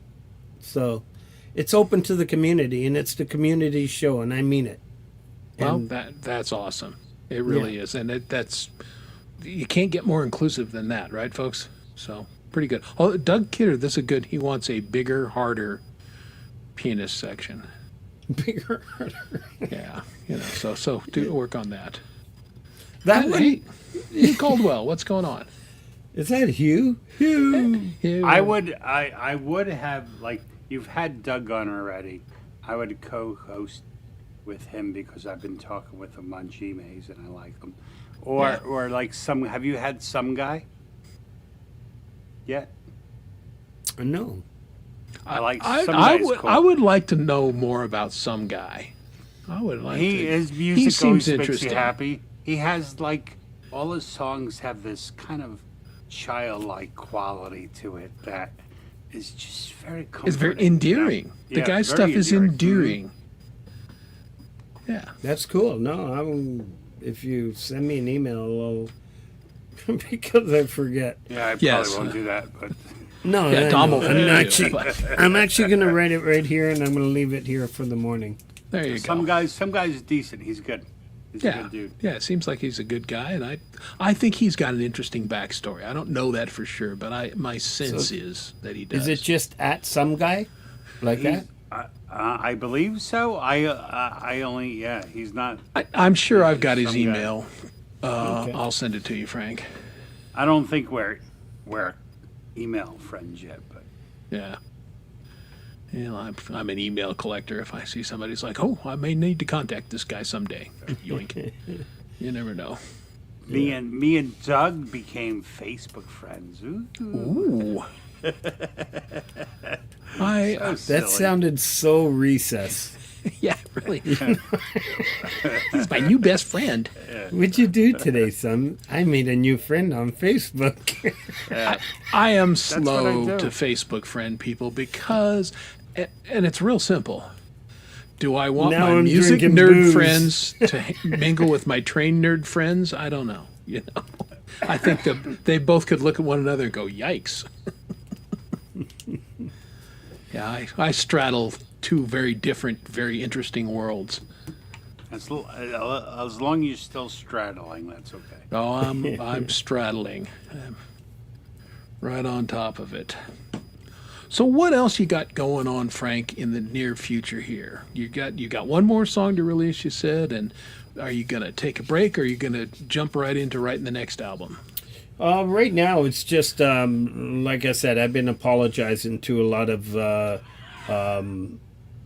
like the Pete Johns, Jade, Thomas, your show, and a lot of people. I haven't been on a lot of shows because of all the renovations that are going on here. And again, I'm not gonna, as long as I can breathe, I'm not gonna hire somebody to do something that I'm able to do. So I do all the renovations myself. So it's just been balancing between the show, and thank God I have DJ, Big Red, and JJ for the show. Yes. There's no way that would have happened without them. So yeah, it's been hectic. Plus the studio, plus new contracts at work and funders and all that shit. Yeah. Plus getting ready for this charity benefit fundraiser. That's So I would like to ask you, Frank, because you seem like you and I kind of seem like on paper we live the same kind of life. So how do you distribute your time? Like Wake if you up had to early put in it the morning. Percentages. Yeah, I wake up early in the morning. That's key. Even if I wanted to sleep in, I probably couldn't. But I'm up by 4:00, and then I'll just turn on the news and kind of doze in and out. But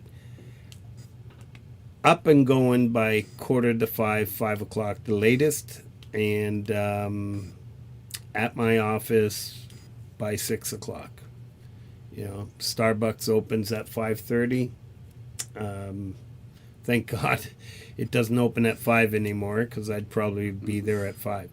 But it opens at 5:30. I'm at the office by 6. So, yeah, that's where I can do a lot more between 6 and 8 o'clock. By the time I have to open up the resource center, I can get a lot done. That's usually, you can tell by some of my comments to people's music, that's usually when I can get to hear a bunch of tracks, and then I'll get a break during the day. When it comes to YouTube, that's how I divvy my time. And then in the evenings, and while I'm driving home, I'll just keep hitting play, and then I'll go home and make a little comment. But again, I'm never going to listen to somebody's song and not play it through.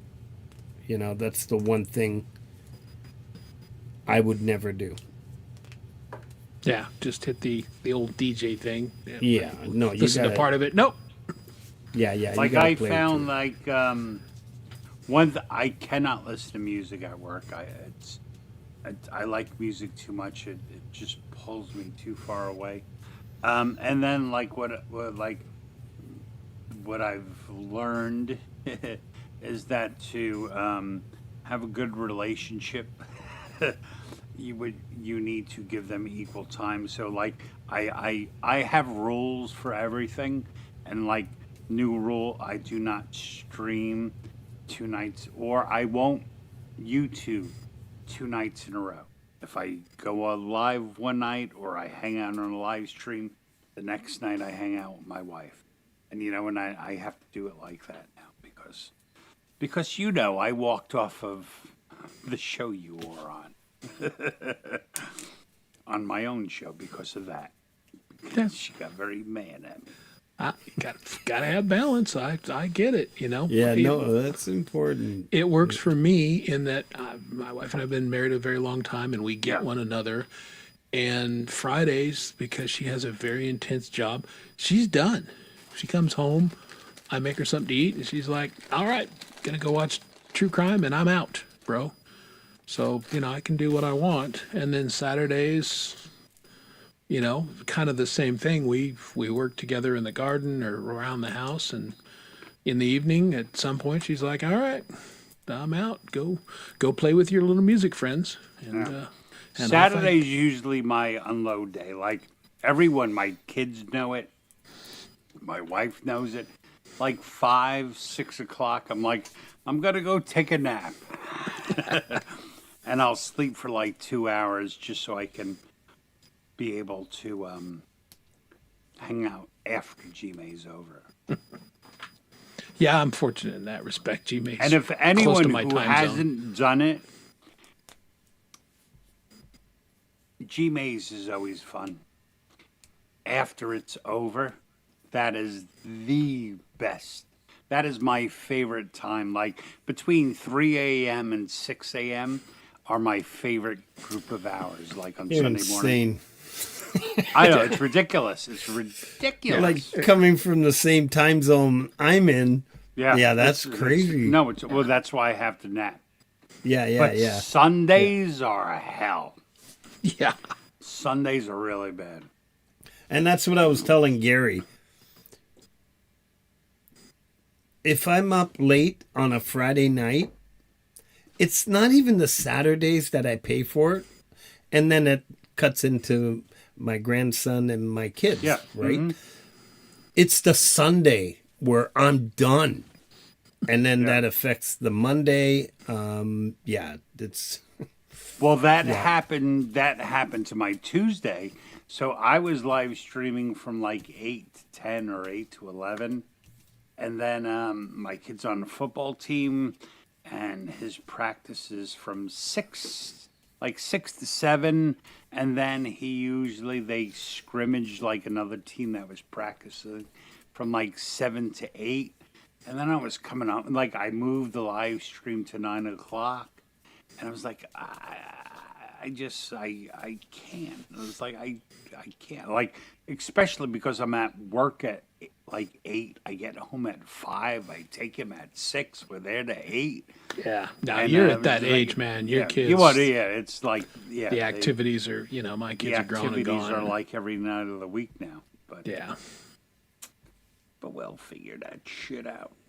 Yeah. It's that time of life, man. I'm trying to figure out how to go back to Ninja guitar streams, What is that? like just popping up, Yeah, like just I have a stealthily. half hour. I'll pop Oh. it. Here's Dom. Yeah. It's not good for growing a channel, but like I don't really like. I've become okay with the fact that I'm not going to be able to grow my channel because I can't really devote what it takes to do it. You know, Yeah, I just want to be consistency. able to enjoy it, you know. Yeah, well, everybody has different goals in that. It's Yeah. yeah. My goal is to just not get kicked off YouTube. You know, keep Well, it- that's happened once. set a low Thank bar. you, Lori Mishmash. That's right. Which, I blame her. I half expected her, quite honestly, to pop in. You know, because she can't stay away. And I mean, she's on a boat in the middle of the Caribbean right now. But she popped into Frank's sooner or stream later on that Monday. she's got to be tired. Like she's been up at it. Does all Lori night. get tired? I don't know. I don't know. I man. haven't seen it, but I mean, I'm with you, She's Frank. not around I- tonight. Maybe tonight's the night we seen it. Yeah, maybe so. Yeah, I Yeah. hope she doesn't, end up coming back and getting sick because she's just had that much fun. But she looks like she's having a blast. Doesn't she? Yeah. And I will be hosting again on Friday. I'll be the transition show. Pole vault will go a little bit longer, but I'm actually going to stream on Lori's channel. So I'm going to run her show for an hour and get everybody over to Gary Hubbs. So that's happening tomorrow night, folks. So be there. Working it. Yeah, I'm working this. Well, gotta protect the shield, right? Protect True. the slot and all that kind of stuff. So pitch in and do that because the Lori show is a lot of fun. I gotta say, I go Absolutely. most Fridays because it's fun. Every once in a while I'll take off, but then she'll find some goofy country musician or somebody to come on in my place, which is cool. Yeah, that's fine. Like my main thing, it's like weeknights after like 10, 11. It's and it's not just because like I can stay up, but as you know, Yeah. I don't have a drinking problem. I have a YouTube problem. If, like I'm hanging out with people, I want to have a beer or I want to have a drink, and after 3, I'm like, let's go. Don wants to party. Yeah. Yeah. Dun, I guess that's dun, where my dun. rule is like Friday nights that's what I do, and I don't No, that's good. That you can drinking do water that. and coffee tonight like I usually do. And even G-Mays I usually don't. Every once in a while. I'll have a drink. I don't on that think show, I've but- ever been on G-Mays sober. No, I'm not sure you have, but Yeah, that's right. He's a drinking team with the YouTube problem. That's right. 100% Leela. Oh, my Hello, goodness. Leela. What else do you want to share with us, Frank, before you head off to Night Land? Sleepland. Geez, just extend my gratitude to what you guys have done. You're a big part of my journey here on YouTube, and this. Let's face it, this is a family that we have. And just like a family, there's distant relatives. There's relatives that are closer than others, and it's a big family. And I just have a ton of gratitude for everybody, just for being here, and especially the likes of both of you, a big part of this journey for me and many people in the chat. And what do I have coming up? I've got. I'm really excited to get the Queensland, Australia. Thank you. Really excited to record this show. First of all, just to.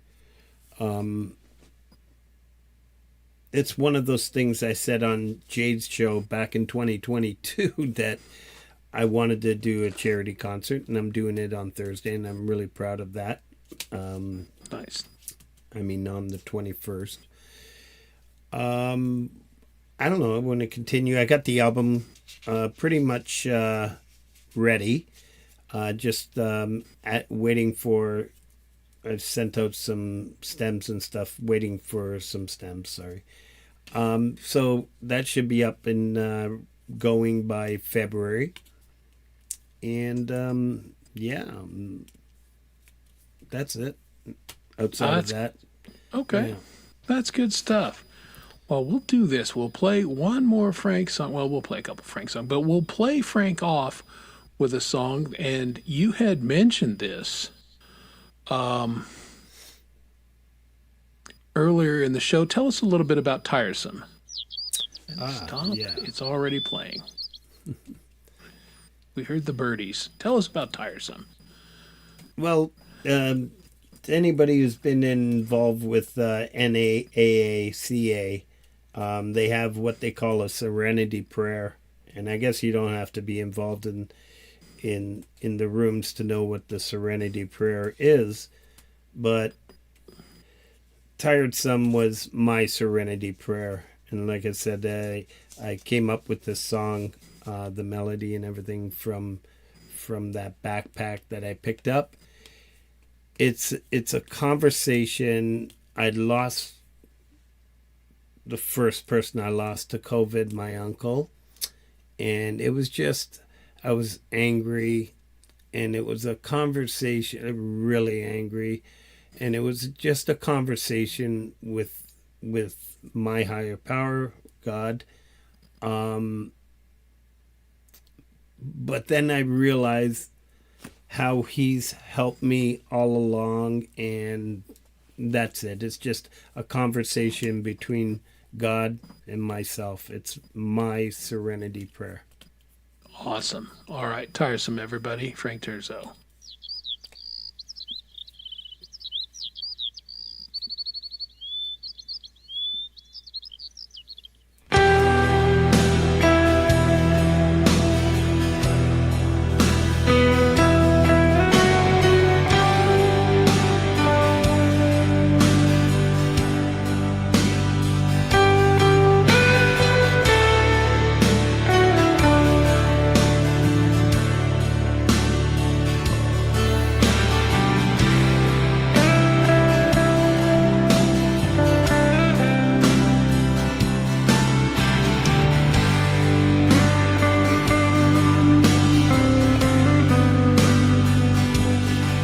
When it comes low, it comes from being good, Lord. Like a good book says, Lord.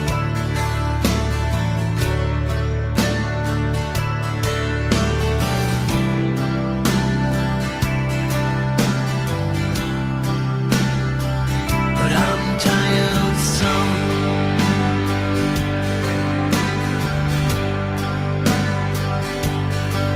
Well, it's time, Lord, to raise the bar. I'm yours,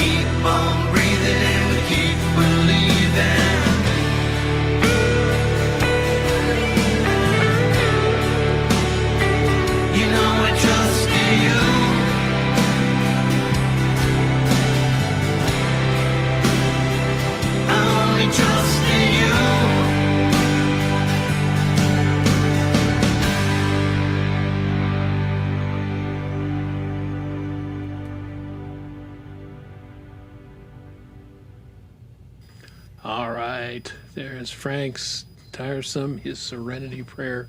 Fantastic song, Frank. And Thank I you, just Frank. want to thank you for being here tonight.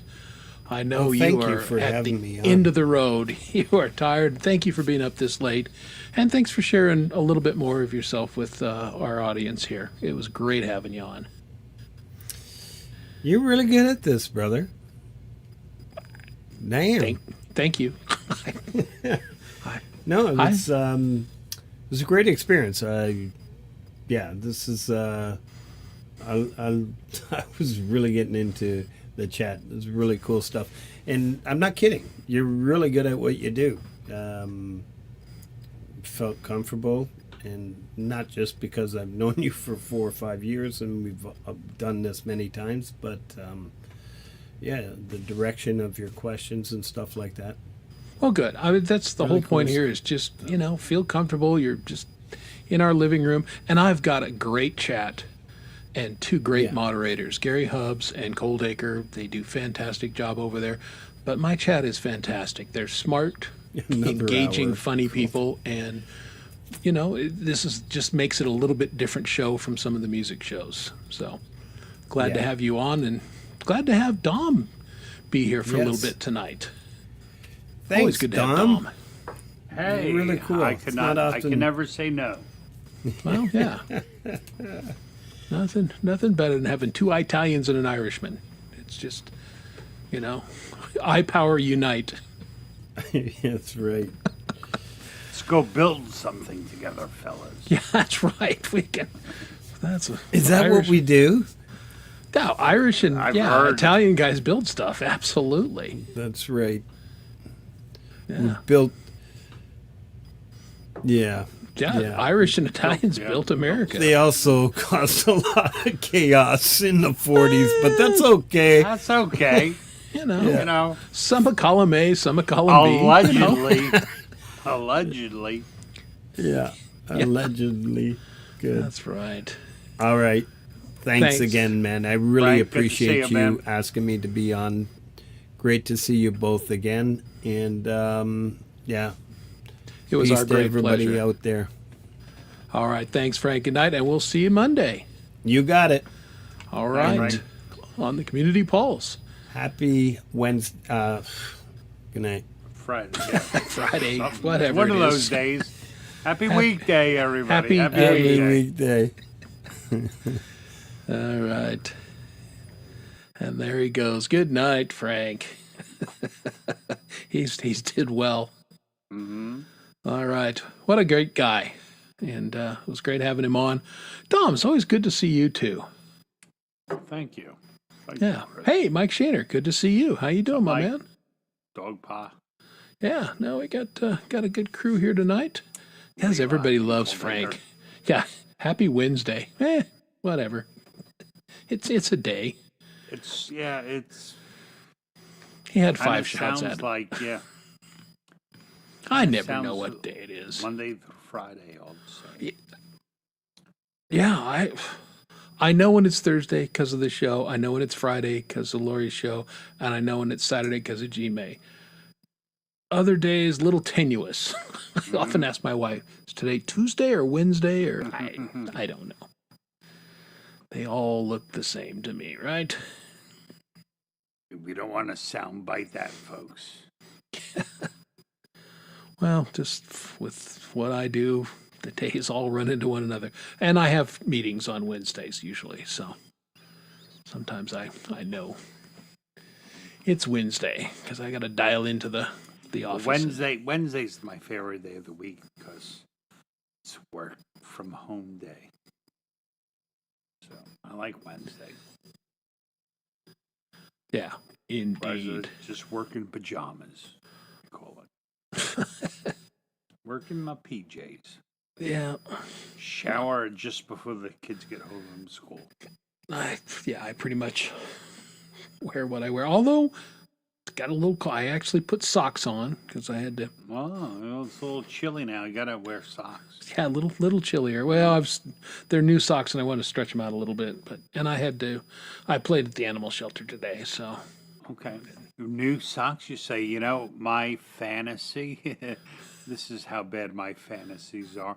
Like if I were a millionaire or something, like every day I would wear a brand new pair of socks.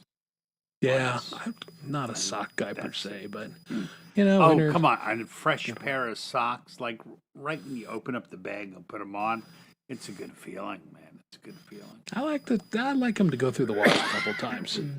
But Doug these are was these. reminding us the jammies are coming up. That's what, Yes. 2 weeks? Yeah, pretty coming up. Did you put your votes? Did you make your ballot count? I voted. Doug? I have voted. Yeah, voted. I understand from last week, both you and I are nominated for Yeah, that's what I Gunslinger. hear. That's pretty cool. I feel very well. I'm going to kick your ass, but I feel very very good about being even nominated in that category. I got to be honest with you. Yeah, it's an honor just to be nominated. It And is. if I beat you, I'll be even better. That's right. Yeah. Oh yeah, boy. Now if I beat you though, It's true. are you going to be okay with that, or is that going to be hard? It's gonna be hard. I'll admit it. It's gonna be All hard. right. Well, I got it. I voted for you, so I voted for me too. So I that's 2. have it no other way. Nah, it's all good. Yeah, no. When I was nominated for co-host, you goddamn right, I voted for myself. I voted for you I was then awesome. too. Yeah, I I'll see. voted There we for go. Oh, all good stuff. But yeah, I'm looking forward to the jammies. That's a lot of fun. I mean, he put so much into that. Oh my shit, goodness. Ton of effort. And it's so creative, and it's just fun to see everybody and see what people do. Last year we had last year I did the ad for him. Remember the that's ad I right, did? yeah. Mm-hmm. Yeah, I probably have that someplace. Maybe I don't. I probably deleted it. Axe was the gunslinger last year, right? I believe. I know Axe won it. Was it last year or was it the year I before? think it was last year.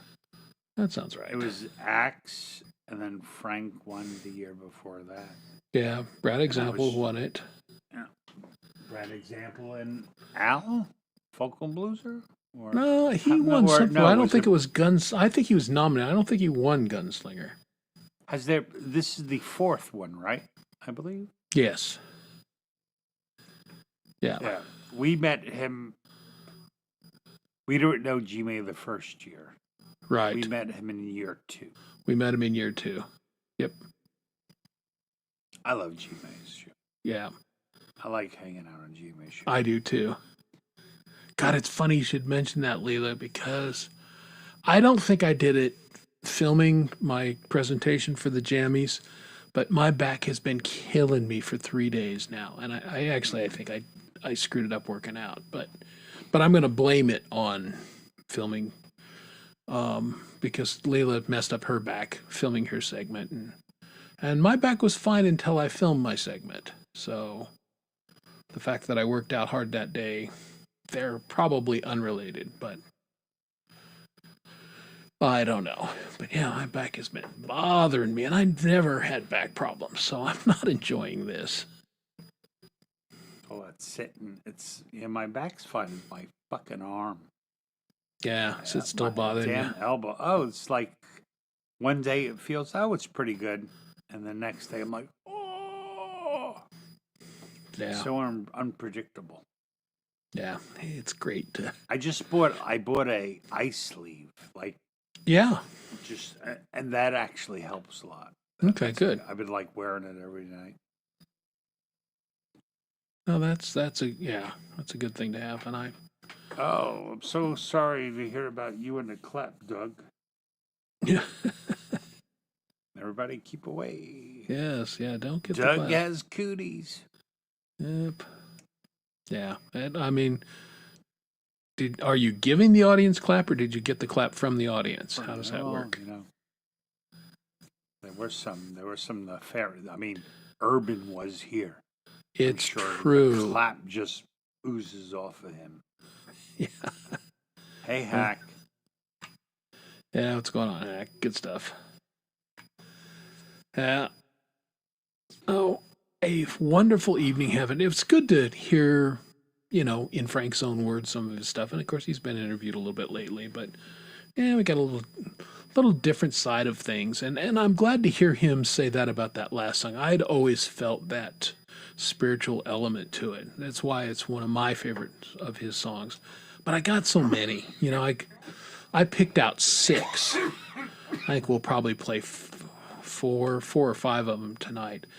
But to get to the 6 songs that I picked, I was like, oh, I love this song. Yeah, but I can't take them all, And the guy's prolific. He has written a lot of really good songs. And he does it from my favorite place. He doesn't deny there's a lot of bad shit in the world, but he doesn't live by it. So that's acknowledging. But I mean, you can acknowledge things, but you don't have to wallow around in it. You can.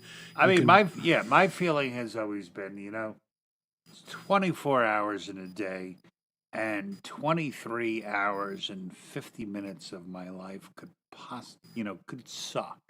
But if I get a good solid 10 minutes where everything's like, those are the 10 minutes I focus on. Those 10 minutes become my whole day, And if you can do that, every day is good.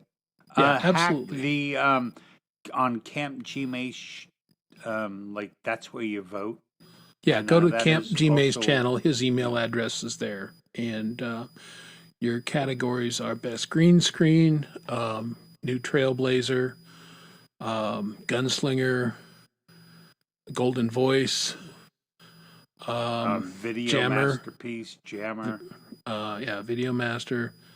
It seems like I'm forgetting. I think there's 8 categories. I know I'm forgetting at least one. I know, but you can go to check out the older programs from last year, because then you can get all the categories and you can kind of see what it's about. But it's a lot of fun. Yeah, I think we got Gunslinger is myself, Mr. Lane, and 2 other people. Who are the other people? Did he tell us? I don't know. I just heard your name. I was like, damn it, Lane. Do something on your own, you prick. No, please. We're all in it together. Damn, who are the other 2 people? I know Trailblazer is Emotion New Soul. Emotion New Soul, some guy, Butters. Scotty Butters, and another person. Stiff Denim. Stiff Denim, yes. Yeah. I don't think he told us the other 2 gunslingers, though. I don't remember. I think he told me. I think it was drinking. And then Golden Voice, we have Leela. Mm-hmm. And, you got the co-host award. Yeah. Co-host. Yeah, Lori, Justine, and again 2 other people. Yeah, Natasha is nominated this year. And who's the 4th?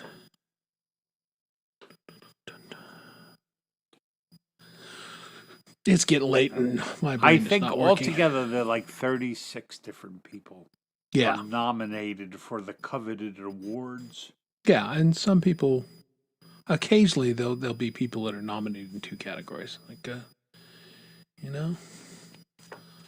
I would, Golden Voice, yeah, absolutely. I would like to win that award. I really would. That would be nice. But I ain't going to beat Leela. I would find it very, very comical if I were to win a Golden Voice. Golden Voice after 40 cigarettes. Yeah. Well, you'd win a voice. 6 glasses of whiskey. Yeah. Yeah, if they have a gravel voice, maybe. Yeah, you sound like Homer Simpson's and give me a saker and a fish sandwich. Oh my God, yeah. Thelma and... yeah. Whatever their names are. Yeah, one of them's Thelma. I can't remember what the other one is. I've watched The Simpsons in a long time. I used to like that show, but I just... Yeah, old. Not on my radar anymore. Yeah. That's Golden, right. Always too low. Yeah, there you go. Golden, not Malden voice. Doug's got jokes tonight. You better bring this on Lori's show tomorrow, buddy. I'll see. There's some love from Coldy. Yeah, Fuck it. I get very worried when Cold Acre's nice to me. Well, I mean, not for nothing. No, I remember the day it turned. I made a wisecrack about someone, and he got on my side that night. I forget. I can't remember who it was, but I remember like Cold Acre was like, oh, he was like, he was happy. Yeah, indeed. That's all I care about. Yeah. Well, Making I people will happy. say, because I was going through some of my older stuff in preparation for something, and came across some of our collabs, or like Dom and I would kick ideas back and forth. So these were like rough demos. And the difference in the quality of your voice now versus what it was 3 years ago is quite striking. You know, I think it's just I got more comfortable where I'm at. You know, like I used to worry too much. Like I don't think I can even go a full octave. You know, but I'm okay with that. You know, just bring it down to my level. I say this all the time. It's comfort and confidence is what wins the day. Thanks, Doug. Yeah, we love Dom's voice. Why not? Nobody sounds like Dom, which is cool. It's great to have a distinctive, Frank has a very distinctive voice. You know it's Frank.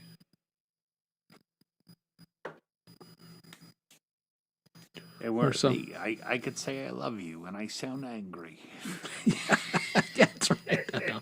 I love you. Son of a...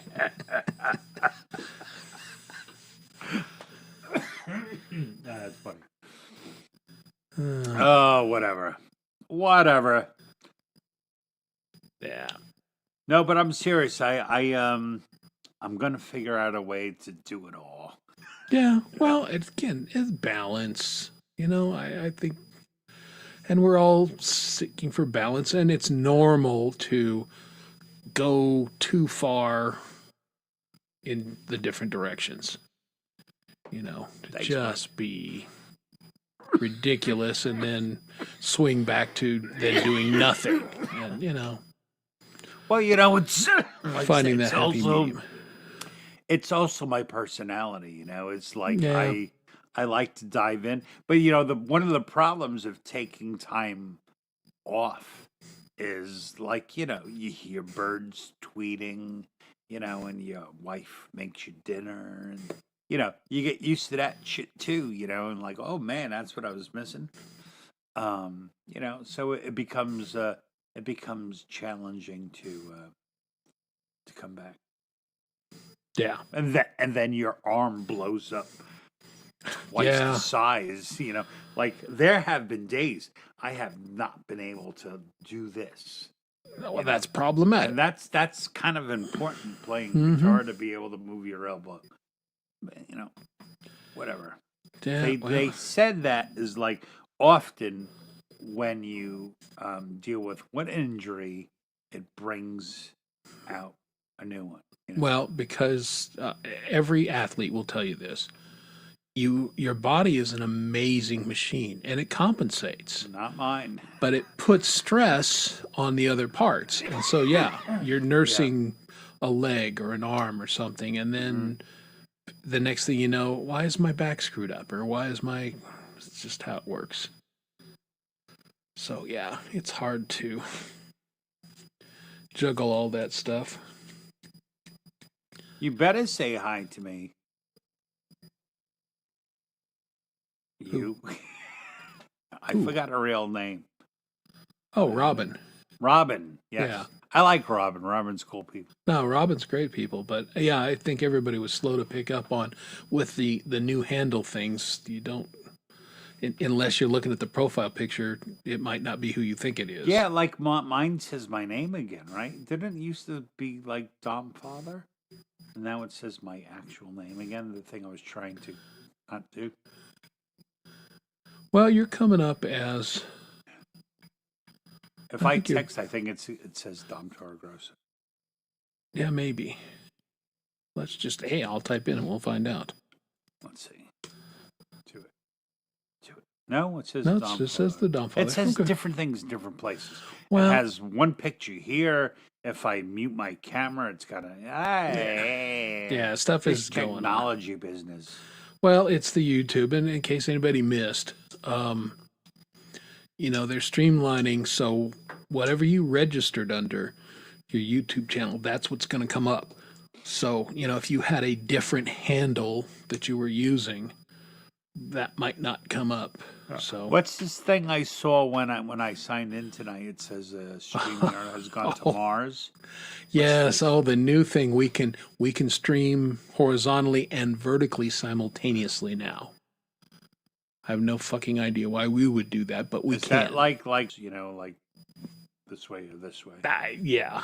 I wear vertical shirts. Yeah. Maybe vertical. Vertical. The vertical scream is the one that takes up the whole thing, right? Yeah. That's what yeah. all the cool people do. Well, I think for a I'll minute. stay horizontal. Yeah. Look, I'm built for horizontal. I mean, that's just call it what it is, right? Do you like the way I just opened up? Like I moved my screen back. This is the junk I live in. Yeah, well, I hear you. But see, those are real speakers, ladies and gentlemen. Yeah. Still have real speakers. Yep, I do too, upstairs. I do. That's on my hit list. My studio monitors in here are pretty low rent. I really need some better monitors. I have decent stuff. I've never actually plugged them in because I'd have to bend over it. Jesus. I just became so used to just using headphones. Well, yeah, and I mean, I bounce around between because I don't wear these obviously if I'm working or just listen to music. And when I'm mixing, I like to use these headphones and the studio monitors, but these studio monitors are they're not great. Yeah, Jake does Yeah, exactly. a lot of informative episodes. Yeah, well, that's it. If you want to know something, Jade is just on top of things because, you know, talks to YouTube all the time and just knows what's going on. Pardon me, I'm stifling a yawn. Rude to yawn on air, but Not There, rude. that just happened. Actually, reminding me that I need to say goodnight. you probably need to go away too. Yeah. So, Chris, thank you for letting me know to come up. Yes, And, absolutely. everybody, it was good to see you, and I hope I see you all soon. Yeah, well, Good I night, knew you'd be everybody. Good night, upset. Chris. All right, thanks for coming on, All right. Don. All right, Appreciate you. All right, there he goes. Baby. He didn't kill the show. Dom's been known to do that. But yeah, there he goes. The Dom Father, my buddy. It's good to see him tonight. And I knew that, you know, again, because Frank and I were playing so many lives a couple years ago together, I knew he would want to come on and chat with Frank too. So it was good to have him. Yeah. You will see us both soon. You will. I am looking forward to, because I'm probably, let's see, November, what's the date today? So today's the 13th. The Music for Life album comes out. I might play one of my new Music for Life songs live on G-May's show. I've been practicing because, wrote the songs, recorded them, and then I realized that I didn't know what some of the lyrics were, which is fairly common. And so I've been practicing and learning how to play my songs live. So I may do one live on G-Mays on Saturday. So that'll be good. Well, I don't know if it'll be good or not. I think, I've got 2 good songs on that album, but we'll find out. We'll the audience, as usual, will decide how that goes. So yeah, I've got I'll probably be on for another 10-15 minutes and just kind of clean up do some housekeeping on what's coming up this week and mention shows tomorrow and everything. A little different schedule for everybody.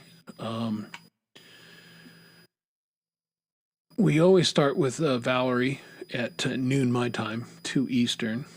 And Charlie Gabaldon comes on. Now, Jade probably is doing 2 shows tomorrow. And I know Valerie is doing 2 shows tomorrow because she's going to sub in for Mr. Smith, who continues to feel a little bit under the weather. So Valerie will be on her normal Friday afternoon song club, and then she'll come on.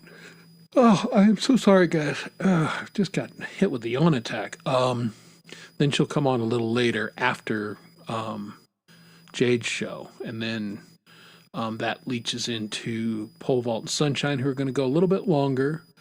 And then I'm going to pick up the mantle and run Lori's show from Lori's channel for about an hour. And then we'll get into Gary Hubbs.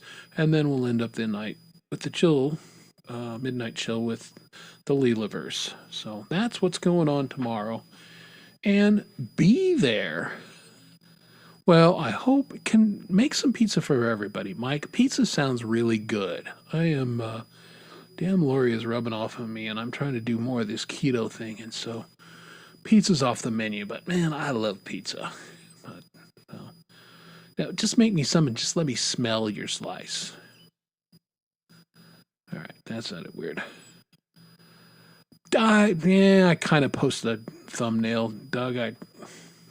It's an AI thumbnail, but it has Lori's picture on it, so there you go. And I did put that up, so I did something, and I'll promote it a little bit more tomorrow. But if you're used to going to Lori's show on Friday, just go to Lori's show on Friday, and instead of a beautiful blonde with a great rack on the show, you'll get a beautiful blonde with a big rack, but it's not Lori. It'll be me. So there you go. Of course, hand tossed. Is there any other way to do it? I don't believe there is.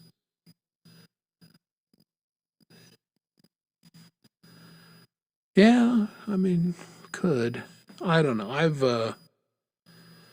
I've tried the gluten-free crust and the cauliflower crust. You know, if you're gonna have pizza, right?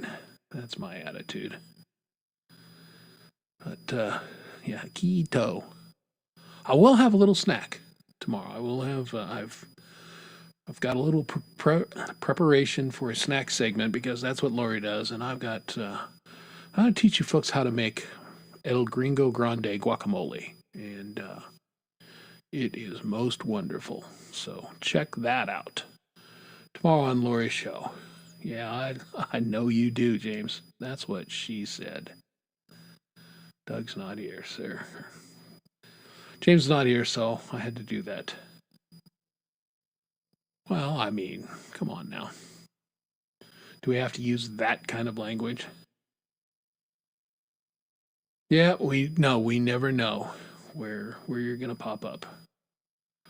I meant to tell Frank before he left that the Avalanche won 6-3, but because we were talking hockey at the beginning of the show, it was very cool of him to come on in the St. Pat's, jersey, which was the original name of the Toronto team, and that was their St. Patrick's Day jersey. So that was very cool of him to do.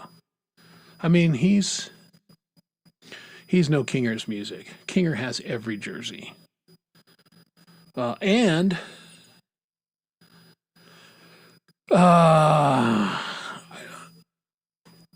Lori's channel can dump to you, but I think I have to do it through YouTube, which I don't have access to, so it may still be the hand dump. Hand tossed is good. Hand dump, not quite as good, but we'll work on that tomorrow. We'll see if we can't figure that out, Gary. But I'd like to think Santa is bringing me the Nordiques throwback jersey for Christmas, which would be very nice. What would be even better is if I had it before December 19th, because my boss's well, not my boss, but my wife's boss is taking us all to a suite for the Avalanche game. So that will be very cool. So I'll be drinking beer and eating sweet food and watching the Avalanche from a luxury box for our Christmas party. And won't that be nice? Yeah. Yeah, I'm surprised Lori didn't join us to say hi, Frank. But she's probably at the disco, or or just had too much sun and rum. My goodness, that woman does get tan. She sent pictures, and she's like this black hole that's absorbing all the light on the beach there. Yeah, my goodness, she got tan in a hurry. She's usually relatively tan. Hey, speak of the devil. There you are. I knew you couldn't stay away. I hope you're having a wonderful vacation and having a good time. And your show is in, I was going to say it's in good hands, but I don't want to lie to you. I probably won't burn it down. It'll probably still be mostly there by the time you get back. So, yeah. What I mean, it's crazy. You got dark in a hurry. Yeah, the luxury box is going to be nice, Coldick. I'm big looking forward to it. And yeah, I bet you do. Dirty. See, look, I'm practicing to be Lori right there. Probably.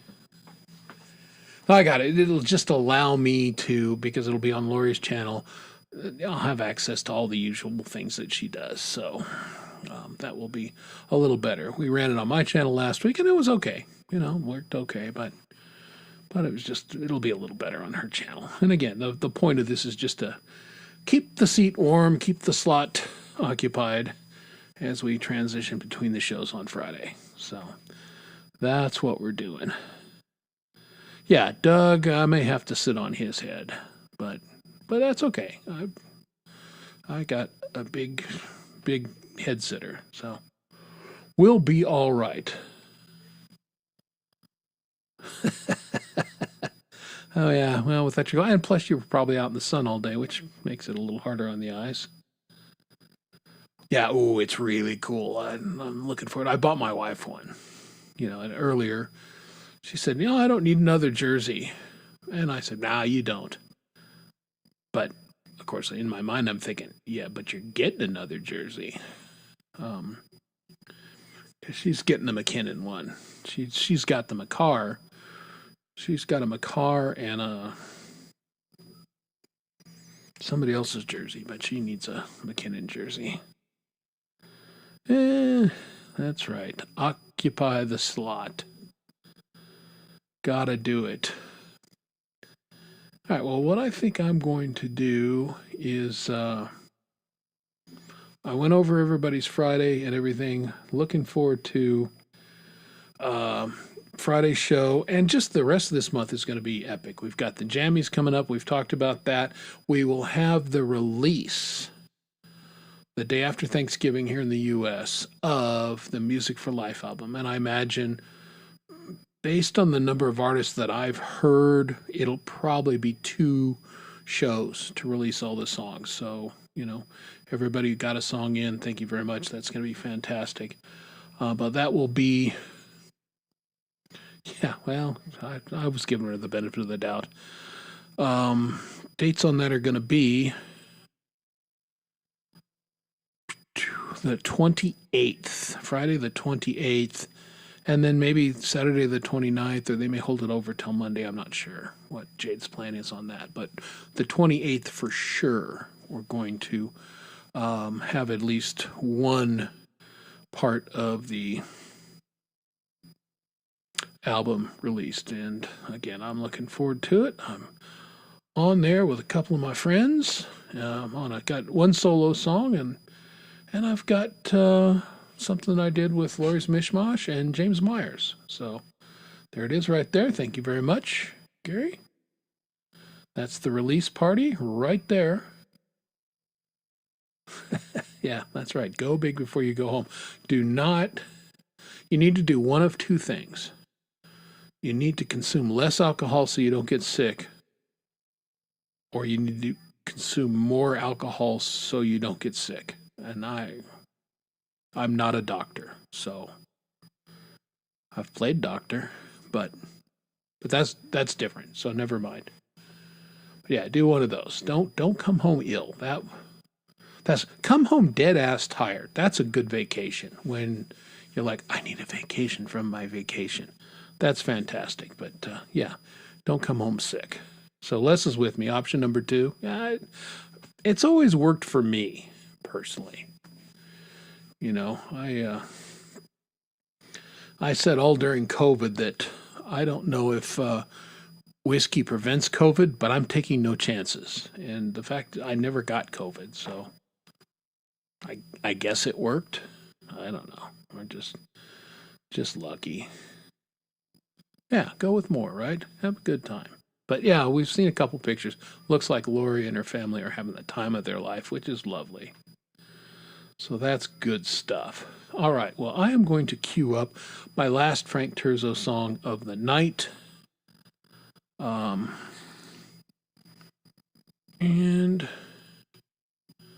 I'll tell you what I know about it.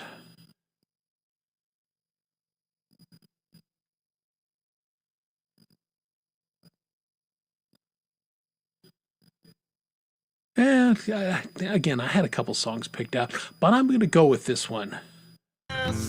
Why is it jumping like that? It pisses me off. I mean, it just kind of ruins the fun of it when it jumps out of the pack like that. But somebody else, which is again just this is a little whimsical, but it's also hard hitting at the same time. It's a great song. Frank was a great guest. He's a super songwriter, and it was great to have both him and Dom on tonight and chatting a little music. But what's also great is all you folks in the chat that are watching the show, coming here on Thursdays. I appreciate you, and I really enjoy having you here. I enjoy chatting with you, and I look forward to seeing y'all next week. So with that, let's fire up a little Frank Terzo, and I'll see you next Thursday. You guys have a great week, and of course, I'll see you tomorrow night on Lori's show. Be well, everybody. Wrote a letter to myself with my own regards. Sealed and sent it through FedEx Express, my return address. I walked myself back to my home, soul searching one-on-one alone. Sat up late and chuckled all night long, had myself a ball. Woke up smiling, sun lit up my room, got myself all dressed, walked into the corner breakfast bar, sports news in hand, ordered up some bacon, eggs and beans, filled my belly, finished up my tea, set my sights on a brand new day to keep her off my mind. It's when I'm with you, I'm not me, I'm somebody else. I look in those eyes, it's not your eyes, you're somebody else. You talk down to me, right through me, you're somebody else. I seem to lose me inside me.